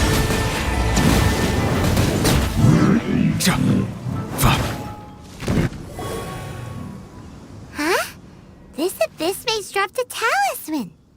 Could it be a communication of some kind? This talisman seems connected to the Abyss Herald. But why would an Abyss Mage be carrying it? Perhaps it really does contain information about their operation. But Paimon can't read the writing on it. Is that the script of Conria? Engulf the faith of the enemy in flame, and bring glory to His Highness the Prince. What? Is that what it says? Loom of Fate initial operation. They, the Abyss, seem to be carrying out a large operation. The keyword here is Loom of Fate. It seems like they are still launching the operation, or rather, are still conducting preliminary tests. Loom of Fate? What's that? Is it literally a fate-weaving machine? From the horrible feeling Paimon's been getting, those eerie ruins are super likely to be related to this fate-weaving operation. So, Dane, what message does this talisman contain? I'm reading it now. An ambitious operation. But some parts are difficult to understand. How so? In short, the first phase of the plan is related to Osile, Overlord of the Vortex. The Overlord of the Vortex? You mean that god in the ocean?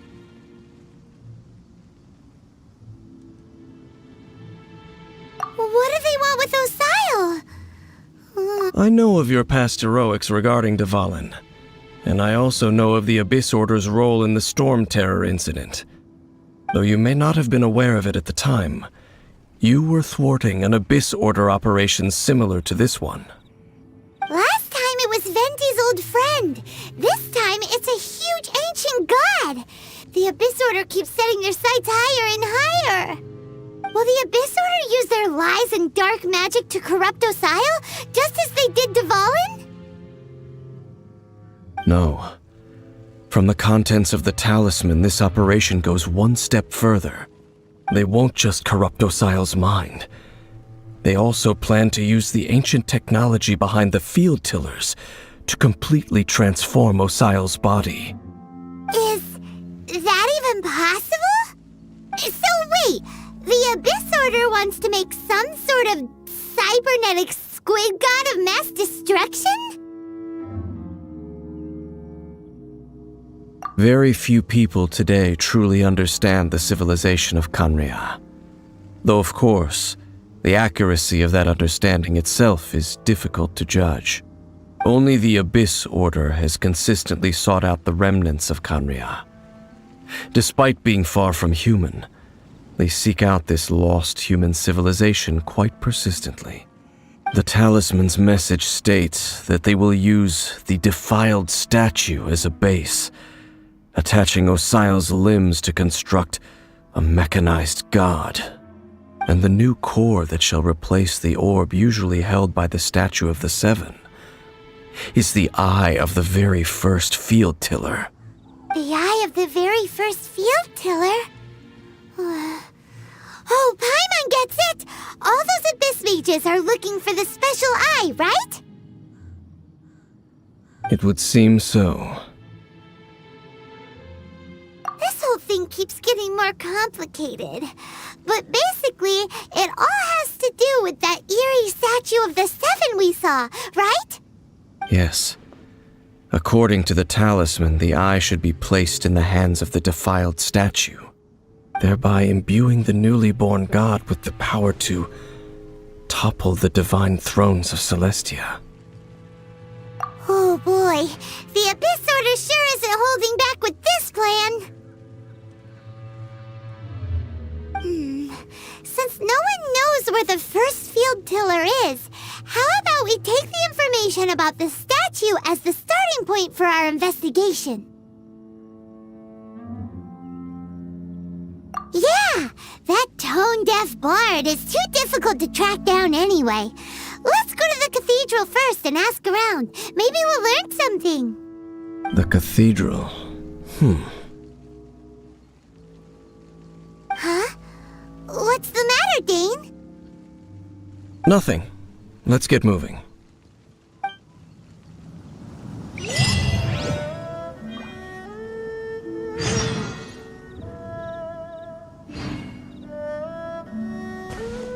Stand with me!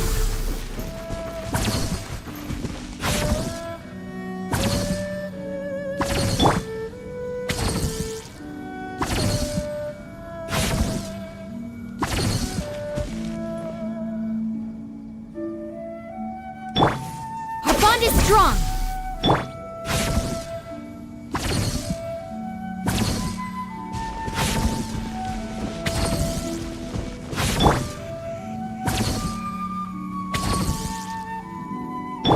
Stand with me!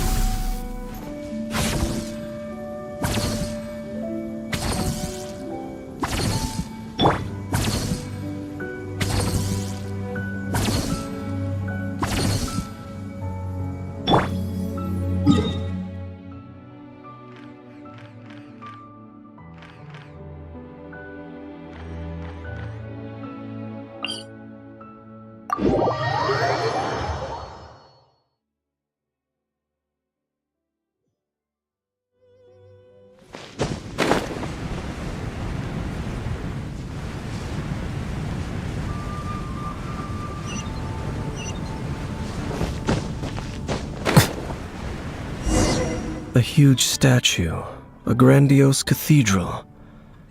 The people of Mondstadt clearly spent a great deal of resources and energy to construct them.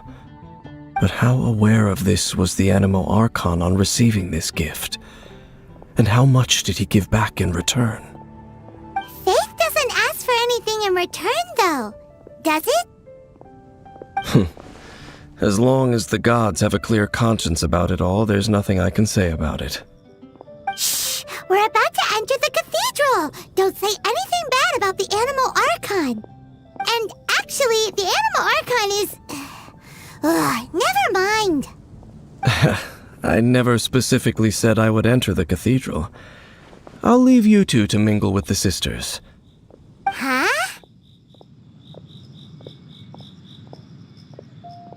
You are the honorary knight of Mondstadt. They will surely allow you to poke into these affairs with their utmost trust. Having me tag along would only make them suspicious. Correct.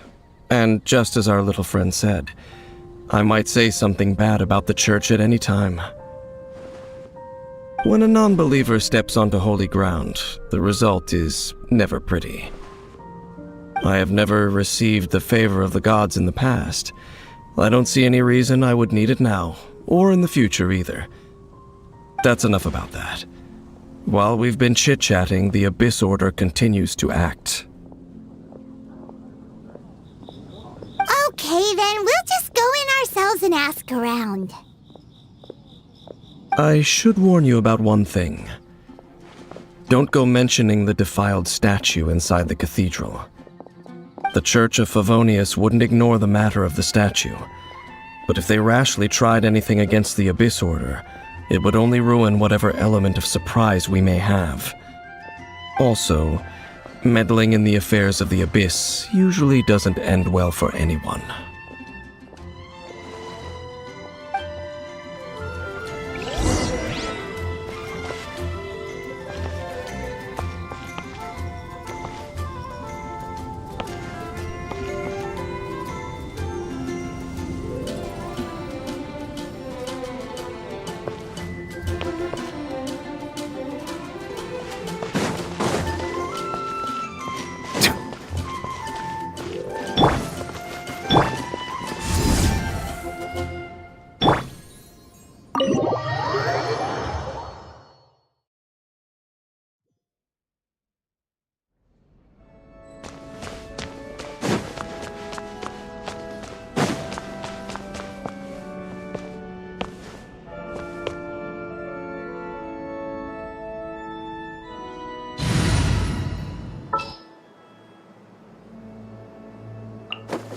Wish me luck!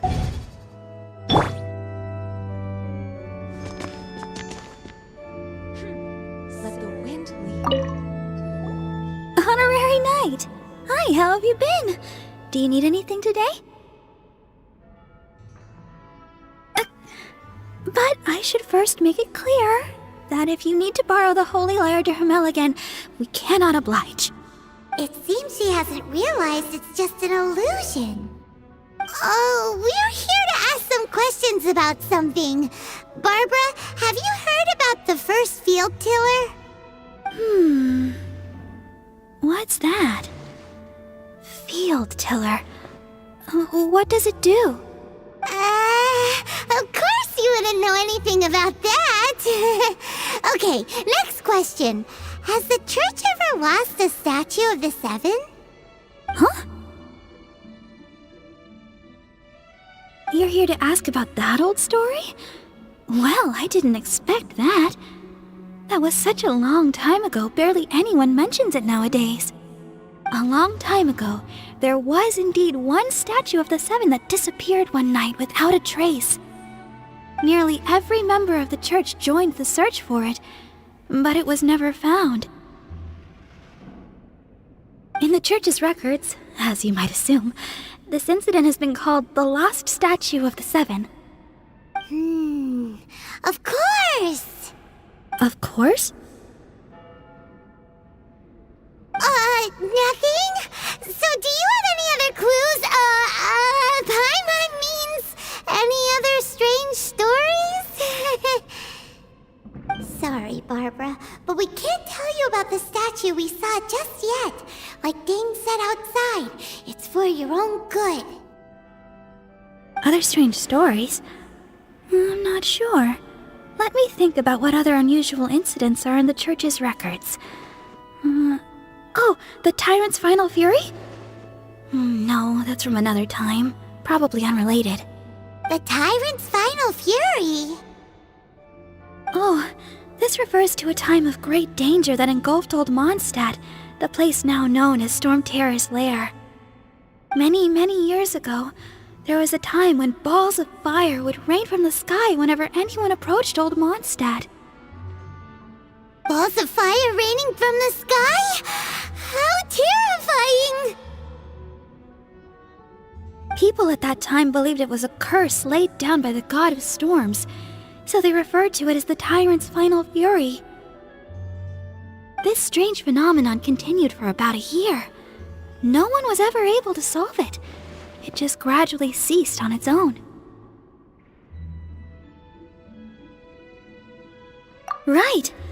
Later, the theory of the Tyrant's Final Fury became less probable in the eyes of the church. Common reasoning dictates that the god of storms wouldn't shoot fireballs. Perhaps it was something else that caused the disaster. Anyway, this incident might not be related to the lost statue of the Seven, but I just can't think of any other strange incidents that might be. It's okay. Thanks anyway! There's that pointless word, thank you, again. I can never get used to hearing it. Oh, Rosaria, it's you. If you're looking for the Knights of Favonius, they're busy with those monsters again. Those monsters? Those monsters that tried to attack Mondstadt last time during the Storm Terror incident? Wasn't that the Abyss Order? They're at it again? Indeed. They're gathering in Wolvendom, causing great unrest among the wolves. Could it be that the Abyss Order is targeting the spirit of Lupus Boreas? As for what purpose, I can't say for certain. Master Jean has already headed off to Wolvendom. I must also begin to make a move myself. Then I will go as well. Master Jean said you should stay at the church and continue your work with the clergy. But you're also a member of the clergy. Right! We'll go give Master Jean a hand! Oh, okay. If the Honorary Knight will be there, then... But please, everyone, be careful. May the Animal Archon protect you all.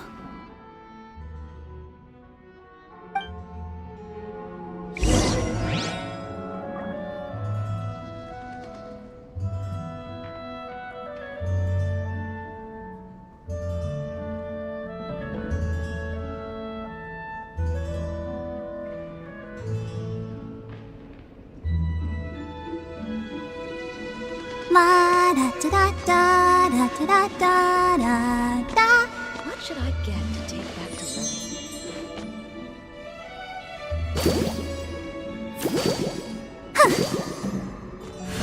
Go, Barbara, go!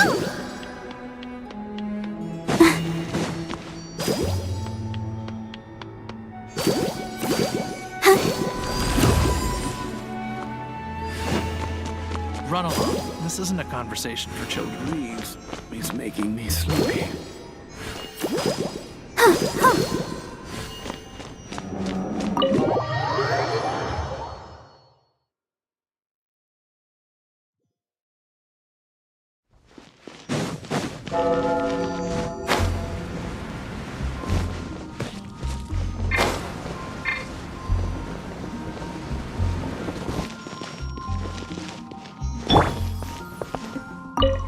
I see. Has the Abyss Order already launched a new operation? This could very well have something to do with the defiled statue. We should go as well. But what is the Abyss Order going to Wolvendom for anyway? Are they looking to do the same as they did with Dvalin? Not again! No, that's not likely. Unlike Osile, who was just suppressed, Andreas died long ago. Today, it is just his spirit that stands guard over Wolvendom. The Abyss Herald may just be targeting the spirit of Andreas in an attempt to garner some information from one of the Animo Archon's old companions.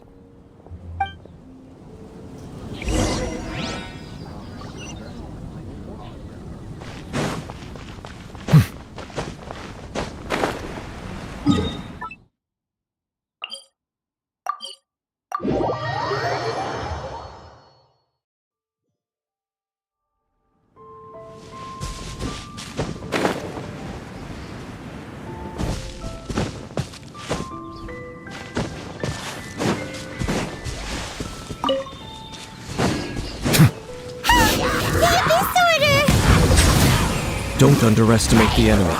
Let's take them now.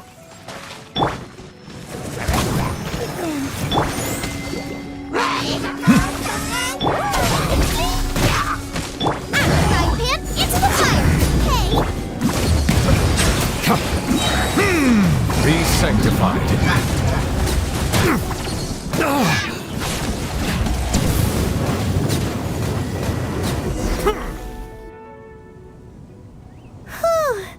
There sure are a lot of enemies around here. The closer we get to the target, the more enemies there are. Fits the Abyss Order's style. Yeah, let's go! I'm not going any further. Huh? Why not? Is it because you're afraid of fluffy animals? It has nothing to do with wolves. It's because Boreas was an ancient god, yet he willingly became a servant of the Seven. I cannot possibly agree with his actions. I don't desire any interaction with him. Besides, you're the one people like. I'm less likable.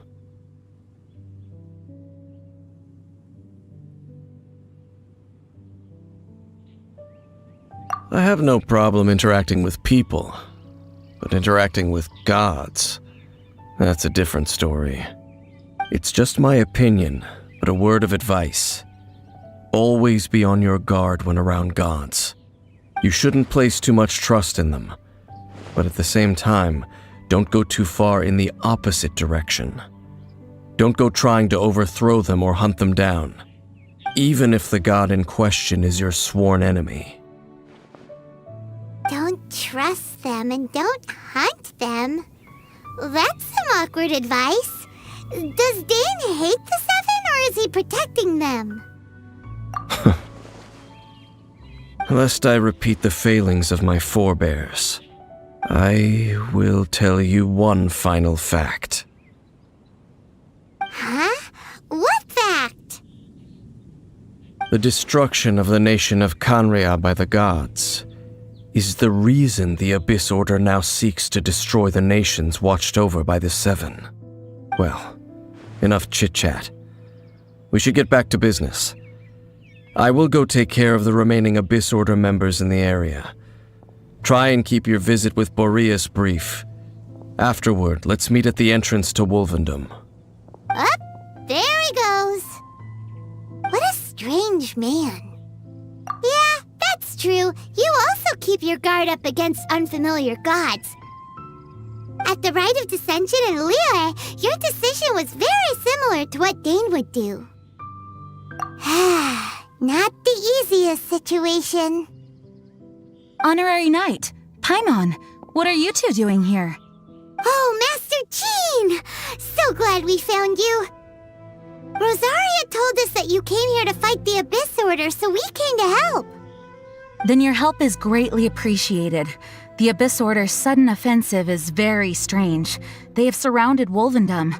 I am preparing to send out some knights to fight back. I just scouted out all of Wolvendom, but I did not see you. Rosaria told me that the Abyss Order is going after Boreas. But the Abyss Order and Boreas... what is the connection between them? They just like to cause trouble. Do they really need a reason? The Abyss Order already went after Dvalin. It's not too surprising that they would also go after another one of the Animal Archon's buddies. That is true. Regardless, whether the reason behind the present threat is clear or not, I will handle the situation. Honorary Knight, please go and check if Lupus Boreas is in any danger. This god's spirit... he does not often see people, but I hear that you have met him before. Maybe it is best that you are also the one to meet him this time. Okay, be careful. Thank you for your help, Honorary Knight of Favonius.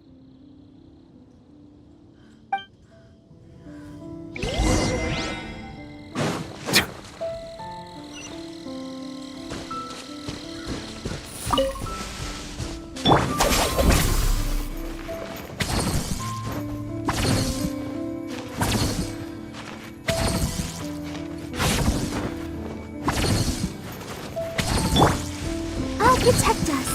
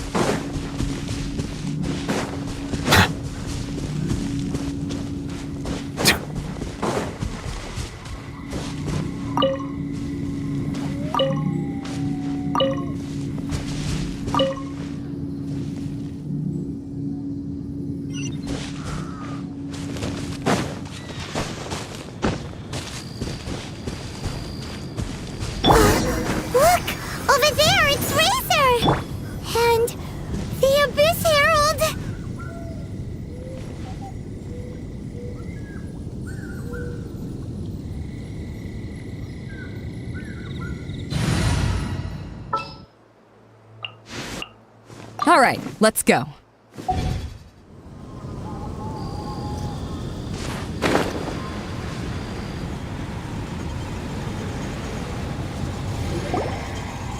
You, not welcome here!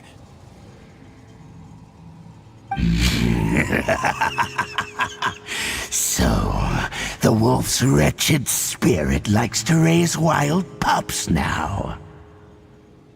You claim to be a guardian, yet your once sharp claws have clearly dulled since your days of godly glory. If you serve us, we can restore your divine powers you once held in the past. Lies. Lies. What the heck is this ceremony? He looks like he's in a lot of pain. Oh no, is this the same thing they did to corrupt Dvalin's mind? Wolves never surrender! But this can't go on.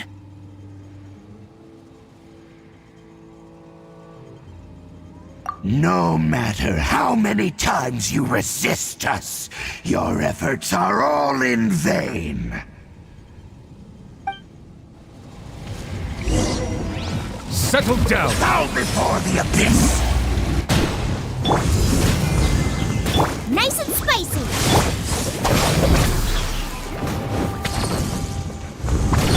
Bow your head!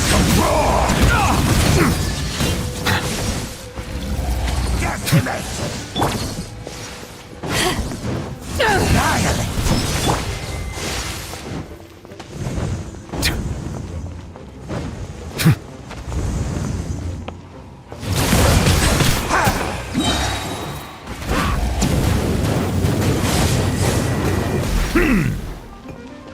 Let the mighty be humbled!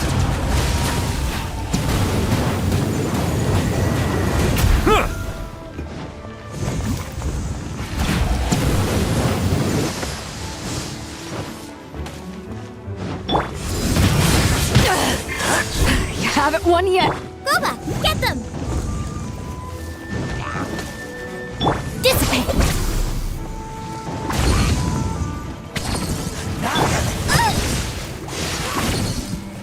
Settle down!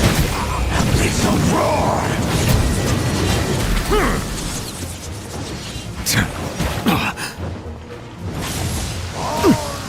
An oversight on my part.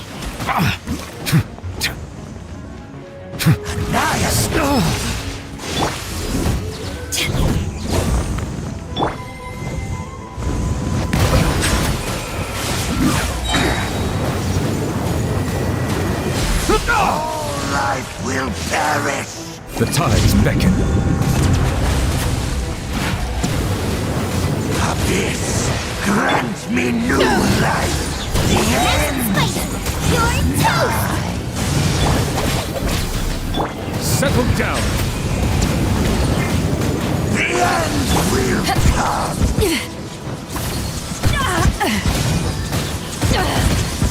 You haven't won power that ended Haishan! Silence!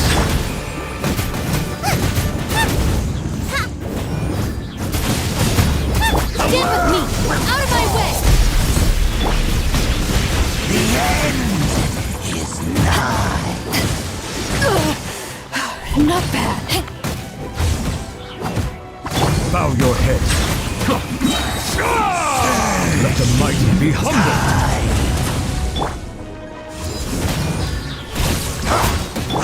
Get them! Dissipate! An oversight on my part.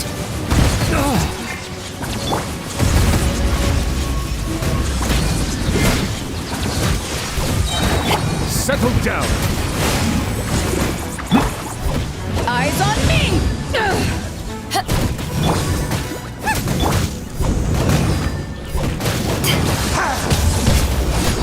The world will be abyss!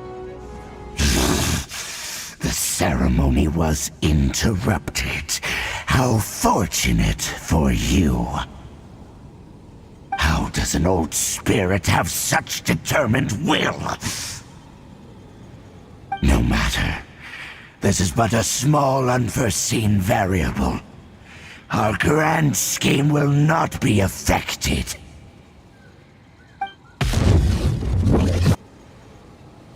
It disappeared again!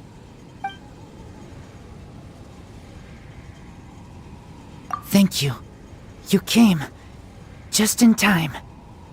Human Lupercal. I am ashamed that you must see me in my present state. But still, the Abyss Herald underestimated my strength. Lupus Boreas never refuses trial, but scary outsider, not respect trial rules.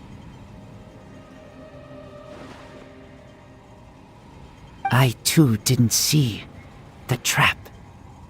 Wait, so you mean the Abyss Order had everything prepared to corrupt Lupus Boreas' mind, then lured him out under the pretense of challenging him in a trial? Thank you. In the future, my claws must get sharper. You smelled danger and came here? No, we heard about the danger. Paimon's notes doesn't even know what danger smells like. Besides coming to help, we actually have something to ask you about too. Excuse us, Mr. Wolf God. Do you know anything about the first field tiller? I pay no heed to the contraptions of humans. I know not what this field tiller is. Though there was indeed one human-made machine that I can never forget. It entered into my proving ground by accident, and I mistook it for a challenger. But it could not think, only fight. It was designed as a pure killing machine from top to bottom. I eventually damaged it greatly with one of my attacks. Before it fell to the ground, it fled the proving ground. By the sounds of it, it's possible that could have been the very first field tiller, right? Missiles. I do not know this strange word. As I said, I pay no heed to the contraptions of humans. It could spin, leap high into the air, and even shoot fireballs. Although no match for a god, it was stronger than even many who wield visions.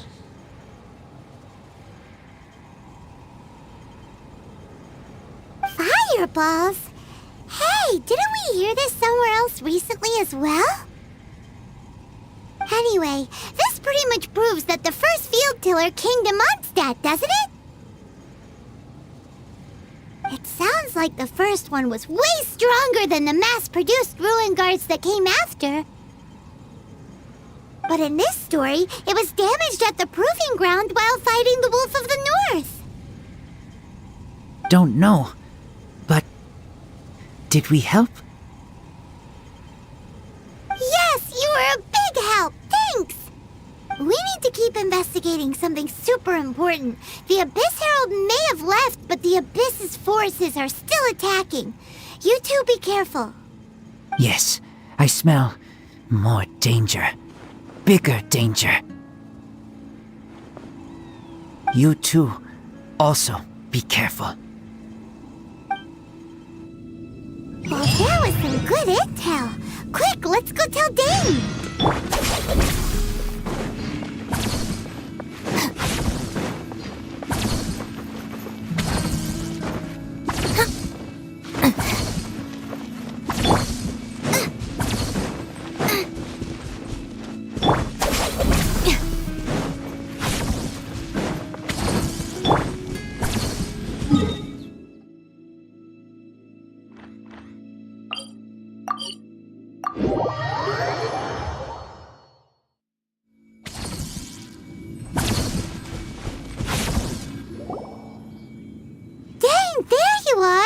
Did you see Master Jean? I saw her, but purposely avoided her. As both the Lion Fang Knight and acting Grand Master, she naturally would have some reservations towards me. If I'm not careful, one day I may find myself becoming the object of one of her investigations. But back to the matter at hand. I defeated some of the Abyss forces, but wasn't able to gather any information. Did you have more success?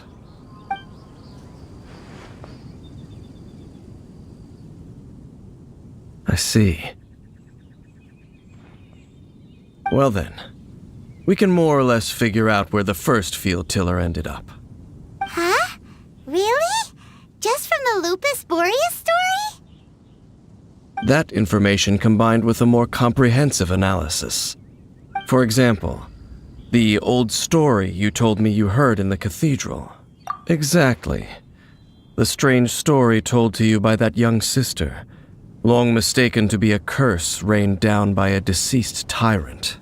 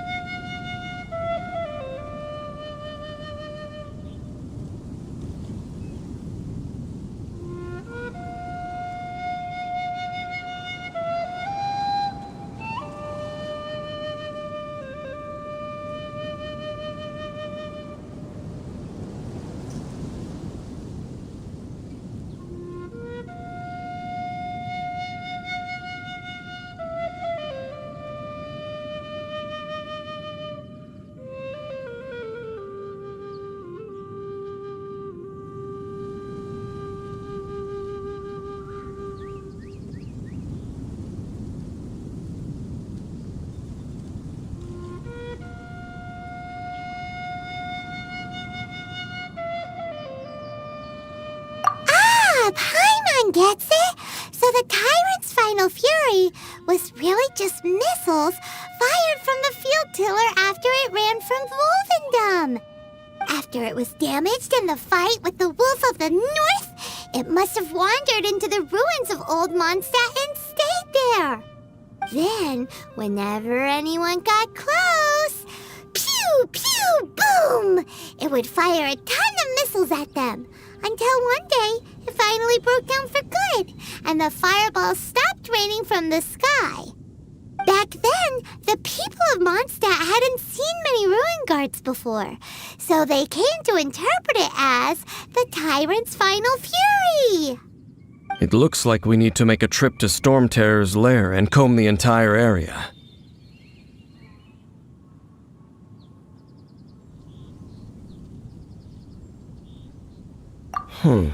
What do you mean? Huh? You mean... Oh, Paimon remembers too! We saw that abandoned ruin guard sitting atop the tower when we went there before. Can't forget something like that.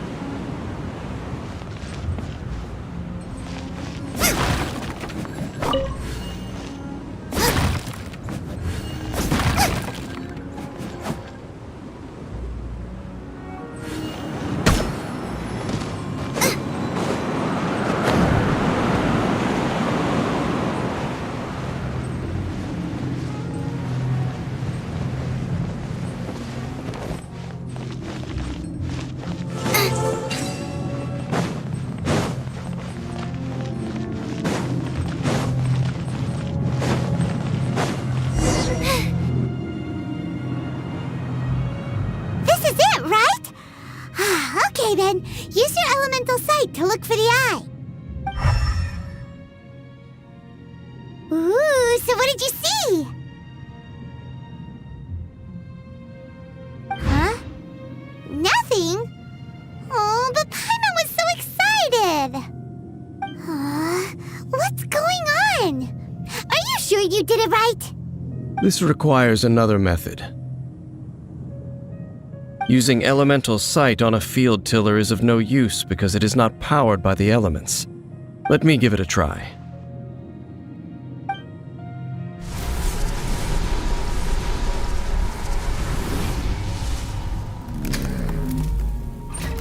And done. Wow! It's The very thing the Abyss Herald has been seeking all along. The eye of the first field tiller. All of the ruin guards today are just replicas of this machine. As the prototype, its combat capability was unrestricted. prototype? Oh, Paimon doesn't know that word. Is it another ancient term from Conria? As the Abyss Order has surmised, if this eye is placed in the hands of the defiled statue, and if the limbs of Osial, Overlord of the Vortex, are attached to the statue, there you have a mechanized god. And this newly born god will have the power to topple the divine thrones of Celestia.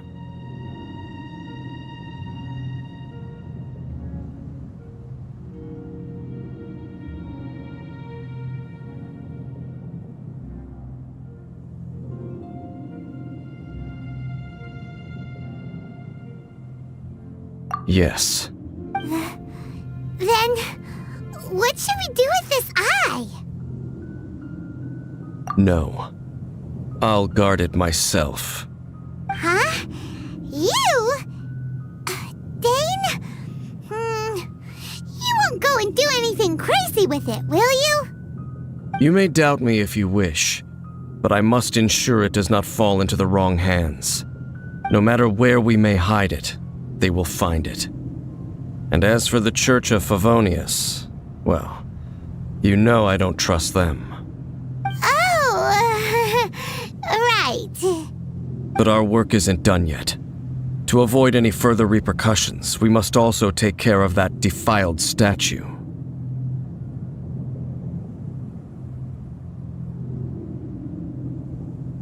We can't have the church get involved. Let's handle it ourselves. As for what I mean by take care of it, naturally I mean to completely destroy it. Destroy it? That's a statue of the Seven! As well as being a really important cultural relic, they're actually divine too! Well, good thing we didn't tell Barbara earlier. Otherwise she'd be going completely bonkers right now! Do the Seven really expect me to help them look after what belongs to them? Let's go back to those ruins and destroy the inverted statue. If we are lucky, we will also run into that Abyss Herald. I'll make sure it doesn't get away this time.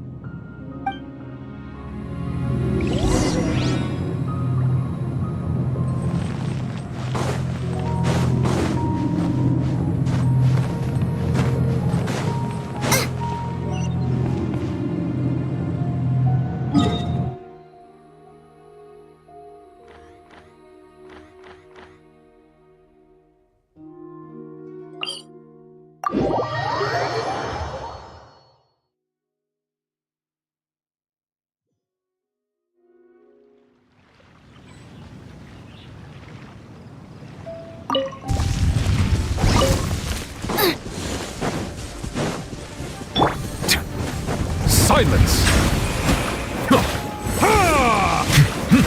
Justice is blind.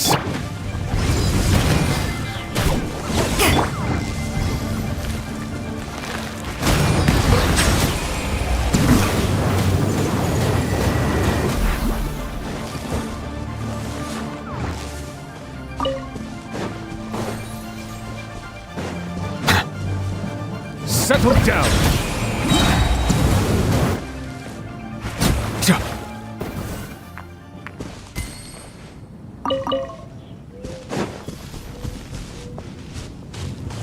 Bow your head.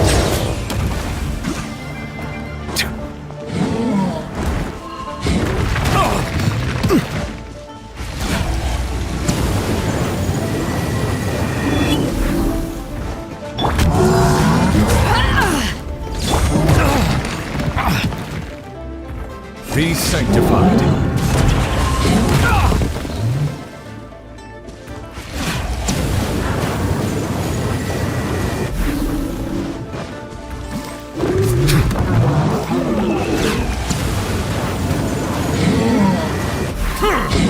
Justice is blindsided.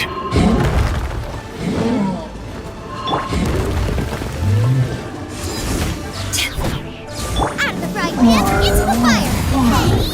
Silence! An oversight on my part.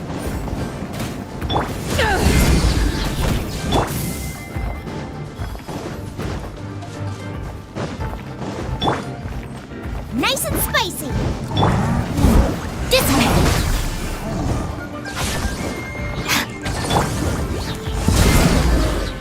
Settle down!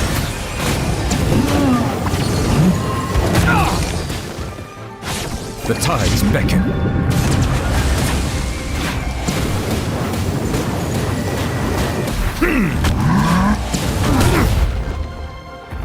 Goba, get them!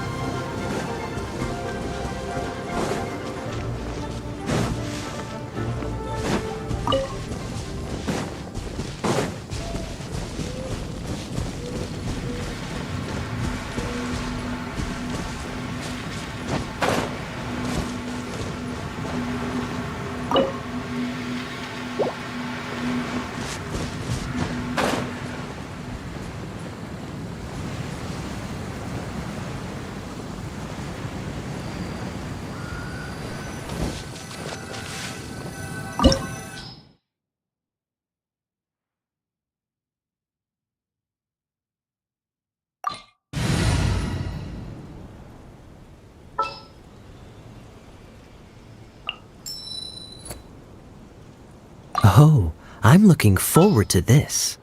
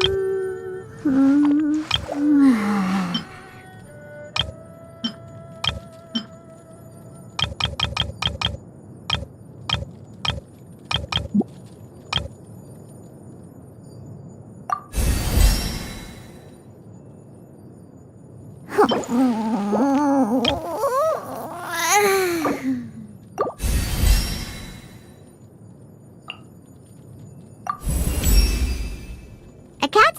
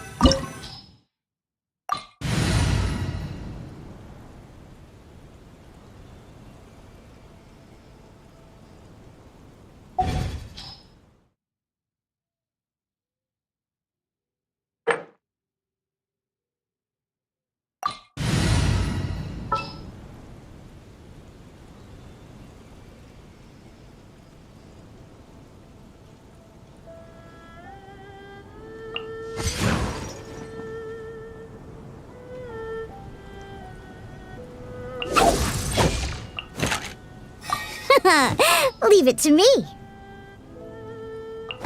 I'll take care of it.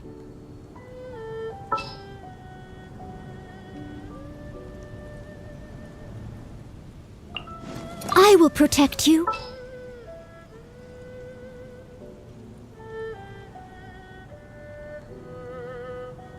I can't wait any longer.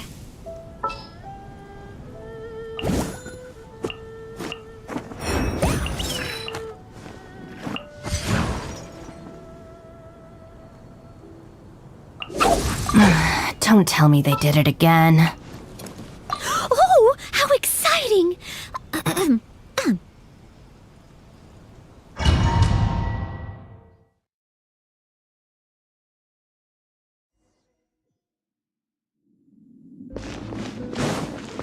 So after all that running around, we end up right back here again. Look at us. We barely escaped this place last time, and now we're strolling right back in. Gee, surely we must be some of the bravest adventurers in all of Teyvat. That or the stupidest. To get to that creepy statue, we just need to follow the path we used to escape last time. That should take us right to it. Yep, that'll work. Let's go, and remember to be on your guard.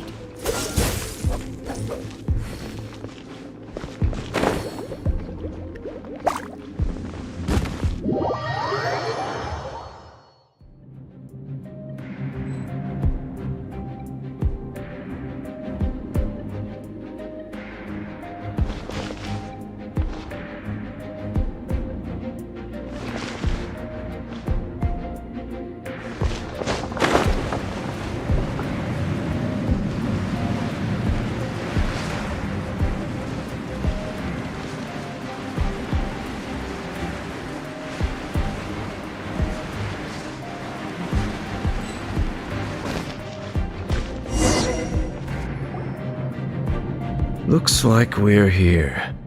An eerie, lifeless, dark chamber. I understand the evil aura you were describing earlier. Oh, such a scary place. Be careful to not be overwhelmed by the power of the defiled statue. The Abyss Herald. It's here. You sense correctly. You are just as vexatious as ever, Daneslif, enemy of the Abyss. I sense your soul is stained by terrible bloodshed, perhaps from your darkest nightmares, unless... Oh, and something far more dangerous. You reek of a corruption familiar to me. Then we are the same. We're both dangerous. But dangers from outside of the Abyss Order must be caught and caged. It is your words that forever reek of corruption. Time to silence you!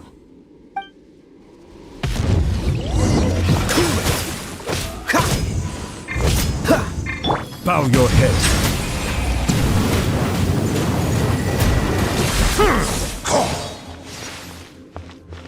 Nice and spicy. Someone needs assistance.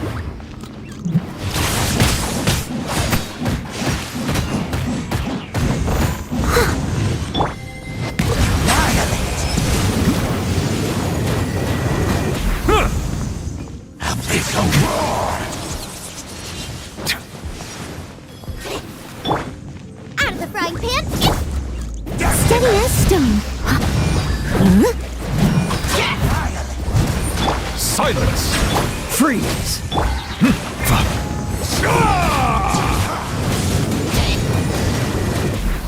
Decimate!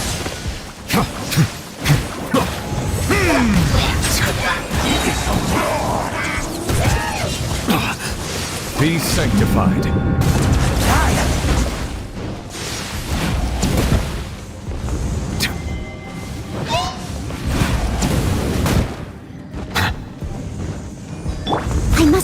stone unturned.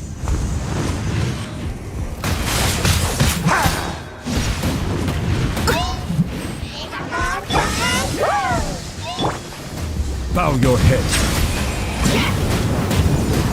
Annihilate! Dodge this!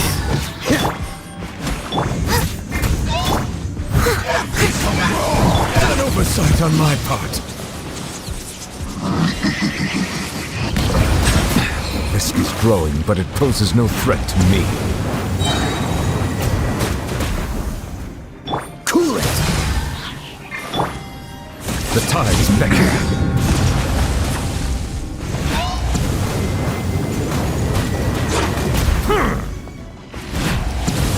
All life will perish! Nice and spicy.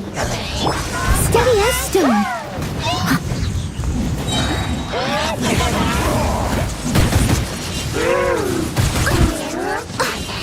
As a good knight should. Settle down. Freeze! Oh, so sorry. I'm the frying pan. Eat this! Bow your head.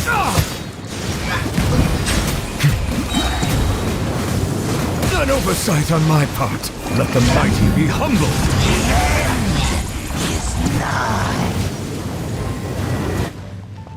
Dodge this! Silence! Justice is blindsided.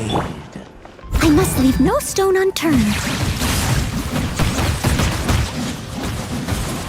I can patch myself up.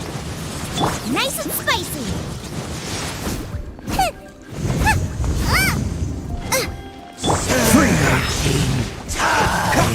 Dodge this!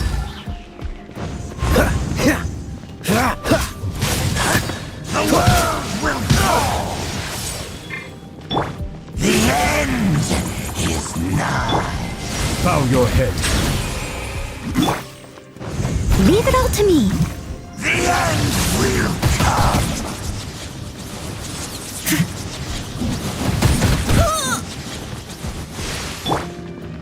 Freeze!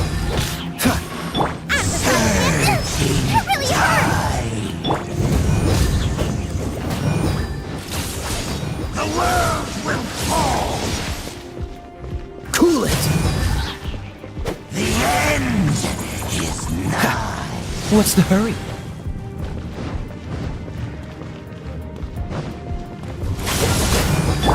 Steady as stone. Surging tide. The end will come. Freeze! This moment will be frozen in time. I must leave no stone unturned. Nigh.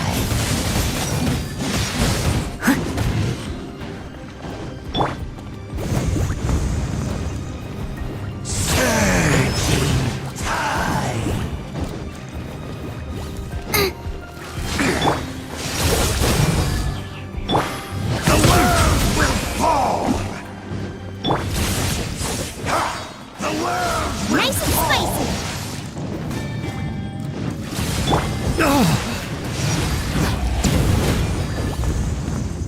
The end will come. Steady as stone. The end is nigh.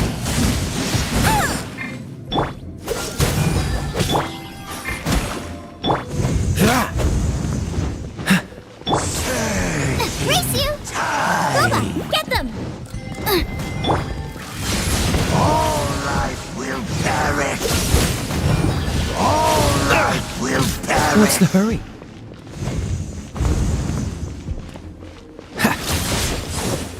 What's the hurry? Dodge the world.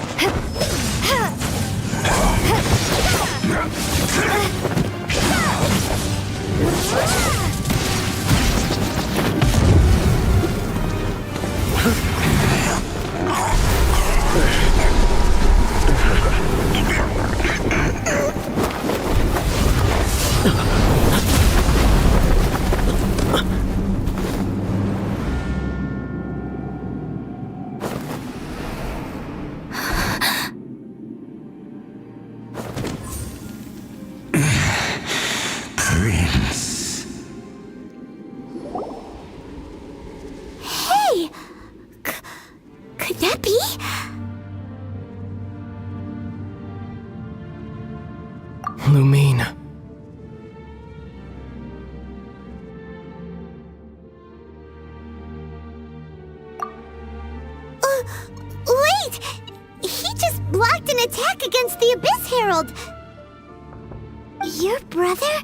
And the Abyss? Lumine, why are you with Dane?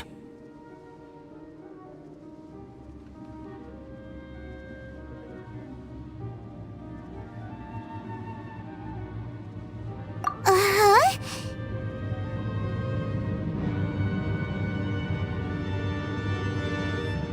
Your brother knows Dane? Ether, we meet again. What's going on here? Dane knows him too? You shouldn't team up with this man. He is my enemy. Ether.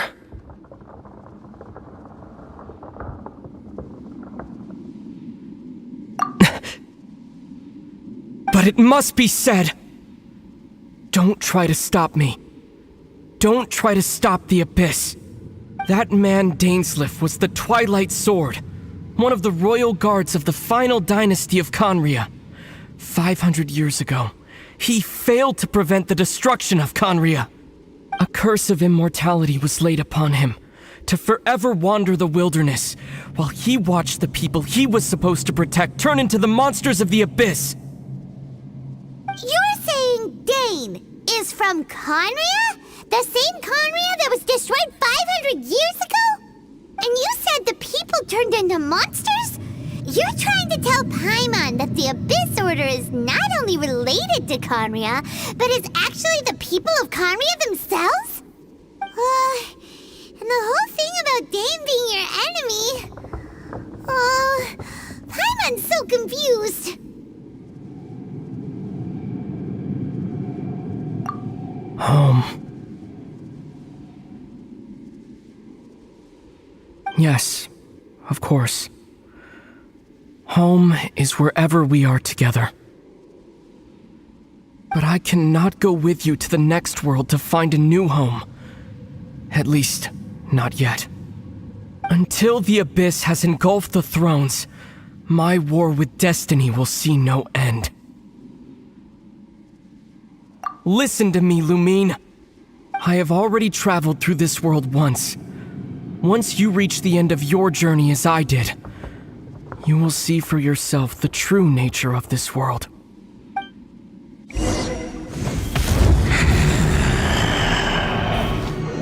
So we'll meet again.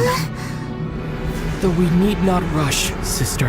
I have more than enough time to wait for you.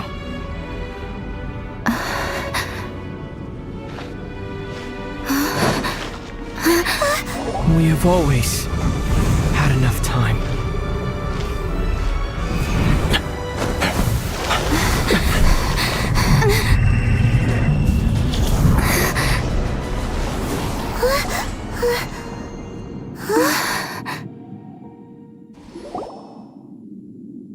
They left. Oh, don't be too sad. We'll find them again. Look on the bright side. At least we got some really useful information. Uh-huh, that's right. At least now, as well as the Seven, Dane is also a key part of finding your sibling too, right?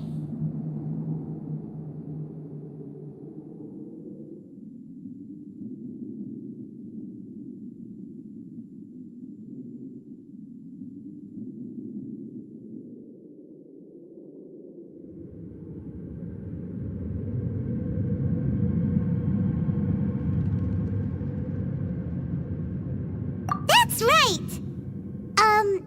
By the way, what they said just now is all pretty confusing.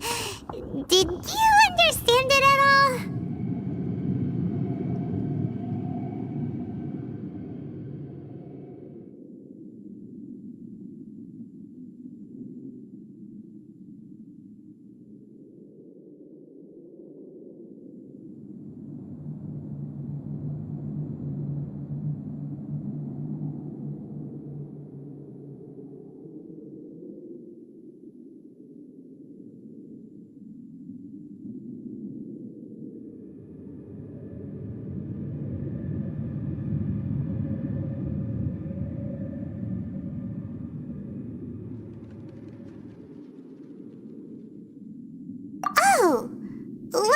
Then, let's go over it again.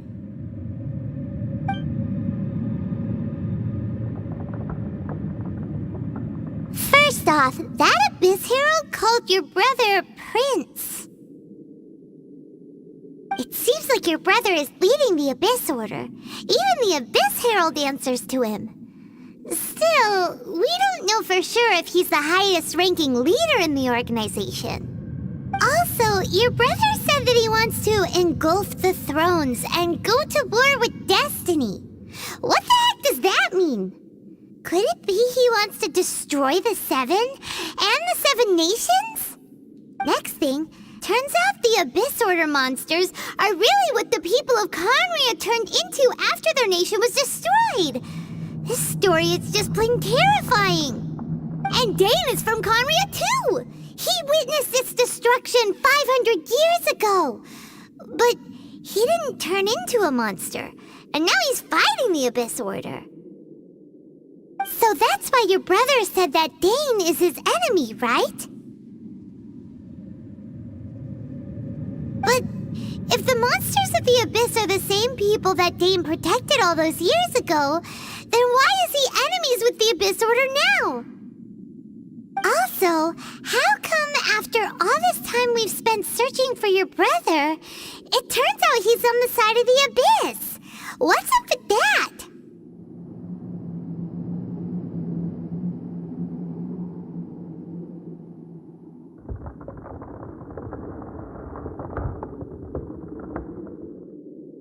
Yeah, you're right.